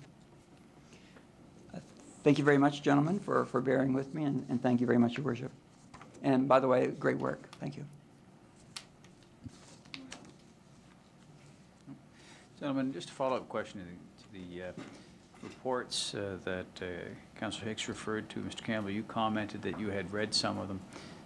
If indeed things are as bleak as some of these people would seem to say, that there's no benefit whatsoever to doing this, why in the world would we proceed for either $47 million from the city or a $25 million contribution from the city? It sounds like it would all be throwing good money after bad. Why would we even consider that at any price? I don't know if I have an answer for that. I would say that the studies were really worried about incrementality. So if you build a new convention center in downtown St. Louis and you come back 5 years later, did you see a big rise in the number of jobs and economic output? And if your pulling activity from other parts of the city or the metro area? The answer would be no. So I don't think this center is necessarily meant to be a big booster of the economy in the long term, but it should benefit, it should drive economic activity in the neighborhood around it. And it should, you know, for specialty shows, it should also, as Pierre Marcel said, it should defer my leaving the community to see that show, and it should bring in some import or export revenue from people coming to the community. But I don't, you know, if anybody thinks that other than the construction impacts, the project itself is going to drive a lot of new revenue, I wouldn't make that assumption. You did, however, point out that you would consider this to be an anchor project, which should stimulate other development. Yes, because if you get that other 7 acres, if you just got the average from the top 63 properties, you generate more new tax revenue from the adjacent sites, which right now are mostly parking. The average assessment on that whole site is $10 a square foot. If you got that up to, you know, 150, 160, whatever, 200 a square foot, probably not that high, but, you know, the incremental tax revenue would cover your mortgage payment on the site. And I understand there's risks associated with that, and I understand that's not a given, but it's got to be better than $10. That would be my take on it. Well, gentlemen, I want to thank you very, very much for being here today. It's obvious that your reports were well received, certainly a lot of interest, not just from members of council, but from members of the community who are here today. I want to thank everyone for being here today. Monsieur Desjardins, encore pour vous.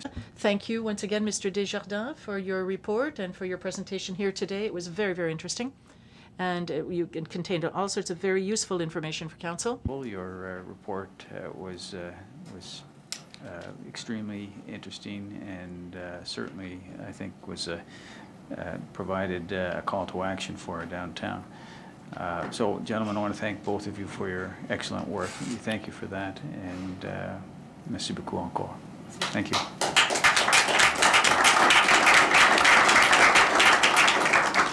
And I want to tell ladies and gentlemen that we will be moving on with the other items on the agenda. You're welcome to stay. Feel free to stay or leave if you wish.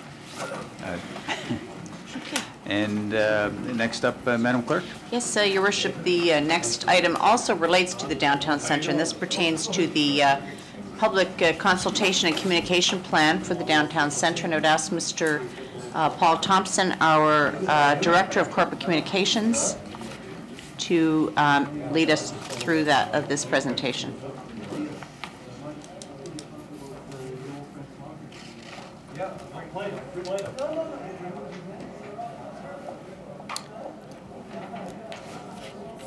Thank you, Your Worship, members of council. I noted that a couple of councillors, including Councillor Henderson, raised the point about public engagement is going to be crucial from here on in, and that's one of the things I want to highlight here is you've seen this slide before. We've got the major milestones are upcoming in terms of council's decision points. We're on the highway, if you will, towards building a downtown center. There are a number of, council can take us on a number of off-ramps as we go here, and there are 2 key ones coming up next week, next Monday, June 17th. And with that in mind, it's going to be important to be transparent in terms of how we engage and how we talk about this, and making sure that our citizens have all the information that we can possibly provide them on this file to help them understand, to help them ask questions, particularly to foster the engagement, if you will, and asking them what else do they need to know, what else do they want to know, and how can we help them understand more about this file.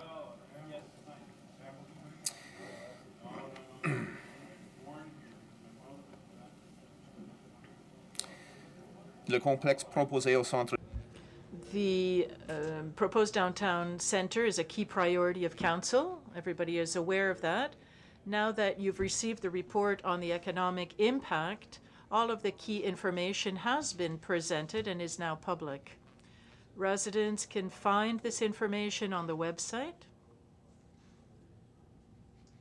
the important part now too, is that we have a lot of good information on our website, including what we just heard. Those will be posted, if not this afternoon, then first thing tomorrow morning, bilingually. It will be important, as I said, to get people's feedback on what else they want to know at this point. And if they want clarification on any of the information that we have on our website, that we have out there, that'll also be important to get. So again, it's really important right now to engage our citizens. It's never too early to engage our citizens. There's probably never an ideal time or perfect time to engage our citizens. There's always more information that can be provided. But like I said, we're in a very key window right now in terms of upcoming decision points for council, and it will be very important to engage our citizens and ask those key questions. What else do you want to know? What do you know? Do you understand it? What else? How can we help you further understand it? And like I said, the information that council has, we're pretty much on the same level now in terms of what information that council has at their disposal compared to what information that our citizens have as well.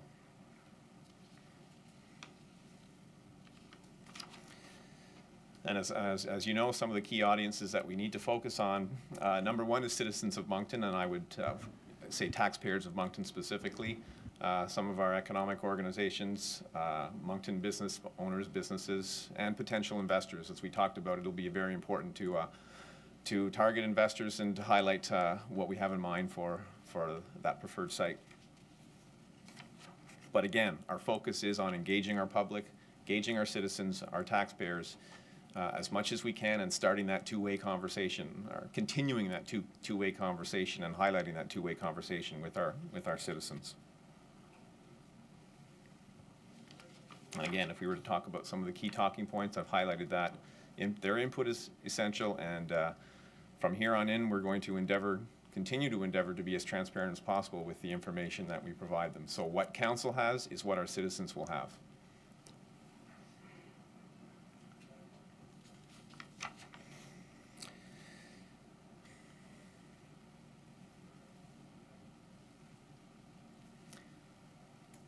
Some of the engagement strategies are highlighted in your council report form that we've talked about, and will be designed to, again, solicit feedback, ensure that all the information that we have now out there is accessible, user-friendly, and is a real catalyst to further that two-way conversation with our citizens. So how are we going to do this? We're doing it a number of ways. We've got some ideas, again, some specific ideas in the communications plan that you have as part of your CRF. We always want our media partners to help us engage our citizens in this conversation, and the earned media, our media, local media will be important in doing that. Other engagement activities, I want to highlight, specifically as was mentioned here with regards to the RFP, it'll be important to somehow, some way, once the specifics of the RFP are developed, that citizens understand that as well, as Councillor Theriault pointed out. That'll be key. But again, it's all information that is designed to help our citizens understand this file some more, ask questions of you about what else they would like to know about this file, and then help us as staff fill in those gaps, identify what's missing, identify what's out there, take the information that we have out there and make it more succinct, to make it perhaps, like I said, more user-friendly, but also fill in the gaps and find out what else is missing out there. And then what we want to do is do a little bit of research and evaluation on that. These are some ideas that we've talked about. Social media is a relatively easy one that we can use to engage our citizens, ask those questions, and get answers back from them, also on our website. But if we're looking at more empirical data or more statistically significant results, we can do a phone survey. We have our online panel as well that we can use. Another way that we've talked about is a street intercept concept, where we would use our cadets, and we would take them out to ask them those kinds of questions. As, are you, average man on the street, are you aware of our downtown center? file? Do you know what's going on? What other information would you like to know? Those kinds of questions. And again, it would help us, fill in those gaps, and it would also help council ensure council's comfortability, if you will, with the information that we have out there, and that our citizens are engaged and that they know what's going on with this file, and they can ask you the right questions. So that's all I have. Again, the specifics are in your council report form, and happy to try to answer any questions you may have on our public engagement process around this important file. Arnold. Thank you. I have, if council is willing, I'd like to add 2 words to the recommendation. And they are that we will accept in principle a public engagement plan that will help increase citizen, I'd like to add, participation, involvement, and awareness, because I don't think it's just a matter of us telling the public. I really want it to be more participatory, and I think by putting those words in there, it will ensure that the public will be involved in this whole process. So, Councillor, are you moving the recommendation with those words added? Yes, please. Does anyone wish to second that? Seconded by Councillor Boudreau. Anything else, Councillor? No, thank you. Okay, thank you.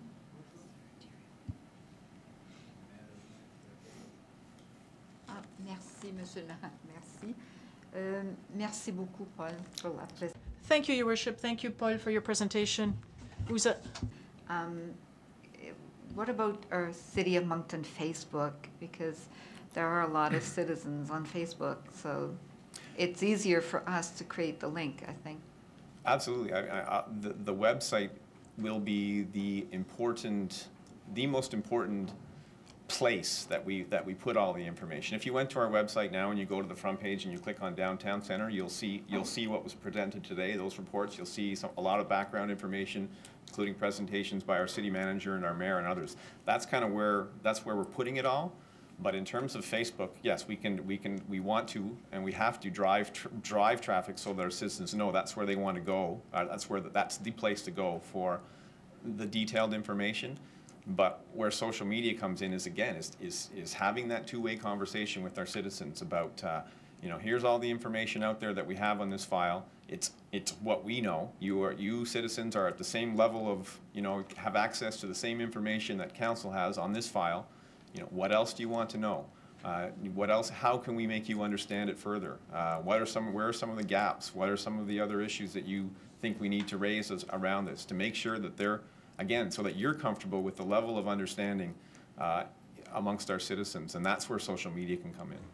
Okay, so for example, today's meeting, the reports will be posted on the website. I'm just trying to understand. I think I'm in the majority of citizens because I'm not so sure I understand all the social media, but so it's on Facebook, but what do you do with, I mean, it's on the website. What do you do with the Facebook? Will you write up a short report so that most of us who are not here full-time do not have the time to write a report after today's meeting? Can you prepare something for us so that we can just create the link with our own Facebook pages? I guess, Councillor, but again, it's really about driving our citizens to our website for more information, and you using your social media, your Facebook site, to engage your constituents in that conversation.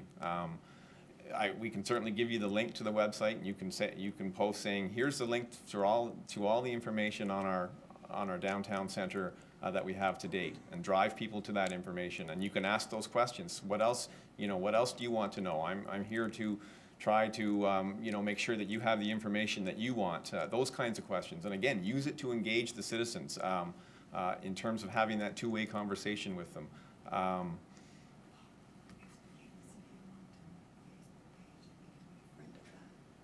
As Catherine just pointed out, I mean, we have our own Facebook page, our city. We have our corporate pages and our corporate Twitter account, and that's what we'll be doing with our account is reminding people of the information that we have on our website, where we are to date with this file, and engaging them and asking them ourselves, what else do you want to know? How can we make you better understand this information? So again, those are the kinds of questions that you can ask as well. That's what I meant. I meant the Moncton Facebook page, so that, you know, we can get a lot of our information directly from the Moncton Facebook page as well.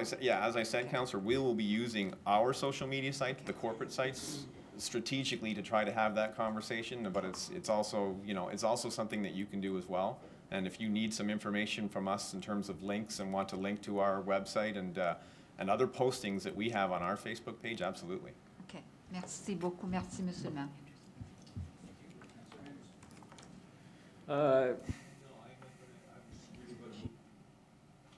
All right, thank you. Councillor Legier. Thank you, Worship. Just wanted to talk briefly about the budget and that you've allocated for this. And what's that?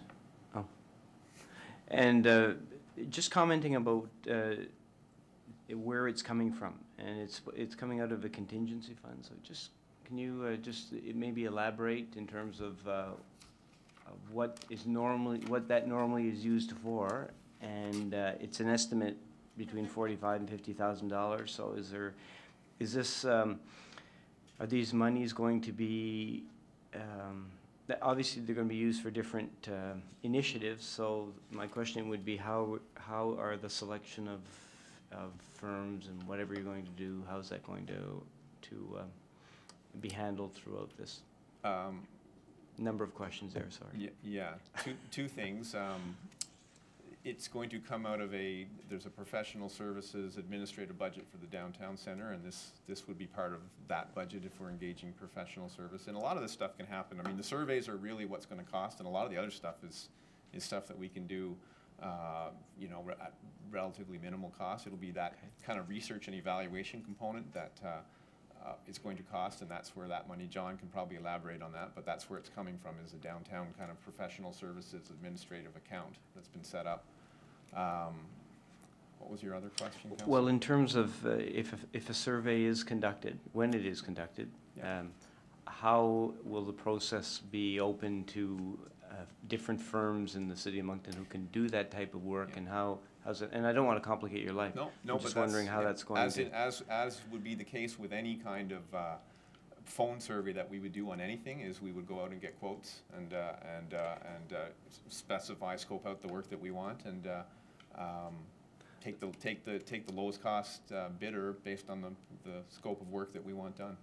So would that notification then be updated on our website, and different companies would know that that's available, and if they chose to send us a quote or wished to have more information, is that possible? To just so that we're transparent, so that everyone has an opportunity. I'm just wondering if that could be be thought of in terms of transparency. The other thing is I mentioned the online panel that we have, and that's we have built that already, and would use that without doing a tender thing. But if we were doing like a phone survey or more council, and we decided we wanted more kind of empirical, statistically significant data, and we were doing a phone survey, then we would definitely do that. So then that would bring me then to encouraging residents in Moncton then to go to our website and to sign up for. Are you referring to the online database of people who have signed up and that we are now in a position to really engage them as we move forward? So this would be a great opportunity for many residents in the city of Moncton then to sign up and make your voices known both in French and in English. Is that correct? Absolutely. If you to encourage people to sign up to our online panel because they know something like this is coming is a good thing now. But I would also add, Councillor, that this is kind of the point of this, is that we want to engage them right now, starting now, and more so than ever. If they want to send us comments, info@moncton.ca. If they want to send us comments on our Facebook page, on your Facebook page, on any, now is the time that has to happen, and we want to focus on ensuring that our citizens have a good understanding of the information that's out there, and that they can ask questions about that information, and so we can work to fill in the gaps if need be. But the engagement process is really ramping up from here on in, and we encourage people to send us their comments. We'll be asking for them as much as we can, irrespective of any survey stuff we do. And I guess my last question is the contingency fund. Will that impact at all on any, I guess it was called the Downtown Center contingency, maybe for lack of a better title, but does it impact on other things that would have happened in the downtown in terms of other initiatives that, or is this just I think this is what that fund is for any kinds of professional services that we felt we needed to engage on this file. All right. Okay. Councilor Boudreau. Thank you. I personally engage with citizens on a daily basis on a variety of subjects. I don't expect a flurry of activity with respect to this issue, to be quite honest.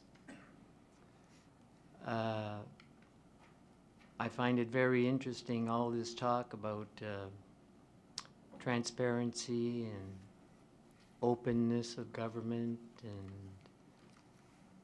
being more engaged, getting the people to be more engaged. Been there, done that, I think.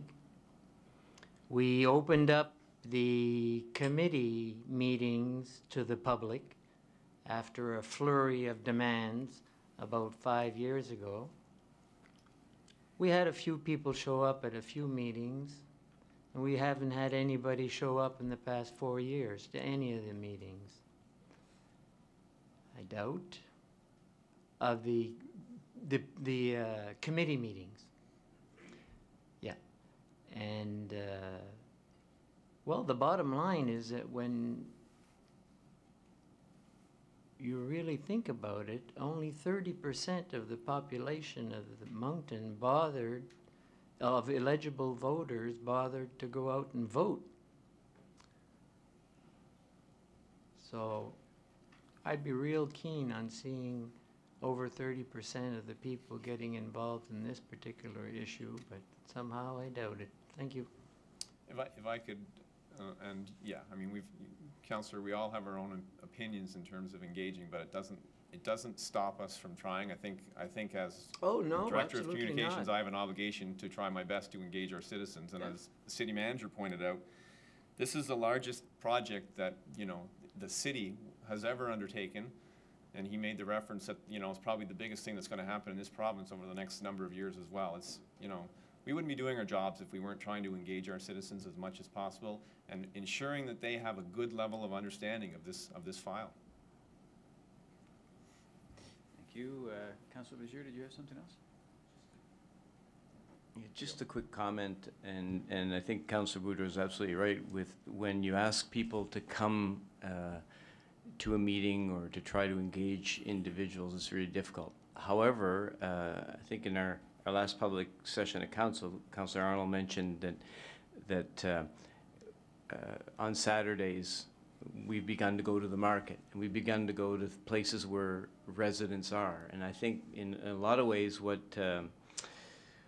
Mr. Thompson's saying today is that we're going to use a lot of initiatives where you basically don't ask the general public to come to you. You basically are where they are. And so I think that those are really the keys. Will it increase the general population in terms of voting and so on? Probably not. I think we've got to probably, again, if they have to go somewhere to vote, it's very difficult. But certainly in light of all of this, I think it's a great opportunity. I noticed in one of your slides you indicated that you'd have a presence at some point in the market, maybe in different venues, maybe things that happen at the Coliseum, things along that line in terms of trying to be where large groups of the population are, maybe on Canada Day, just things like that really, if people are there, they may at that point, because they're more in a relaxed atmosphere, give some comments, and I think it's an opportunity to engage people. But certainly that's the beauty of social media. It's allowed people to comfortably from their computer converse with people, and so basically this is sort of the same idea. So in any event, I think it's a great initiative. Thank you, Paul, and we'll see where that leads us. So. Well, thank you. I think that this is an opportunity for us, Well, as I mentioned a couple of weeks ago, and this certainly doesn't rest, it's certainly not my idea alone, that's for sure. I know that these thoughts are shared by many on council, and that is that I think we need to do more to engage the public, not just with respect to this proposal, but generally speaking. And I know that there's a lot of support for that on council, and I think that it's the right thing to do. We should be doing it for this project. Some might argue that we should wait until all the facts are in. I disagree. I think it's a continuous process to engage people, and so I think it's a positive move, and I thank you for that. Are you ready for the question, ladies and gentlemen? All those in favor signify by saying aye. Aye. Contrary minded, if any, nay. Motion is carried.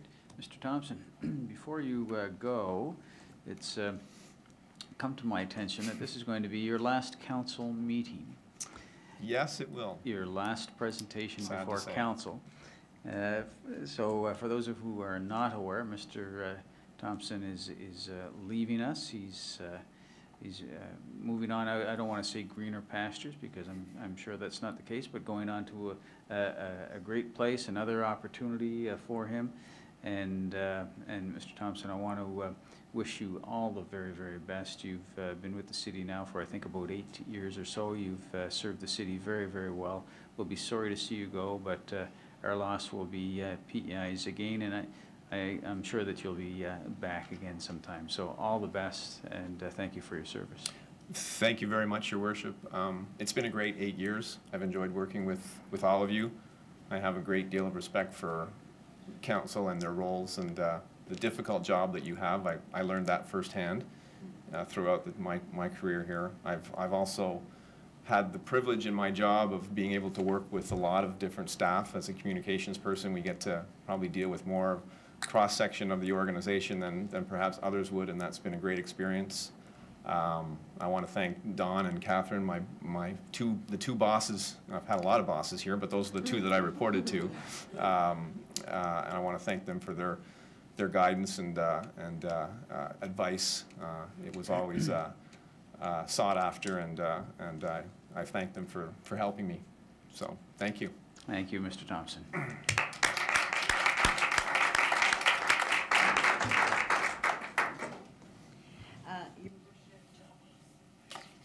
There we go.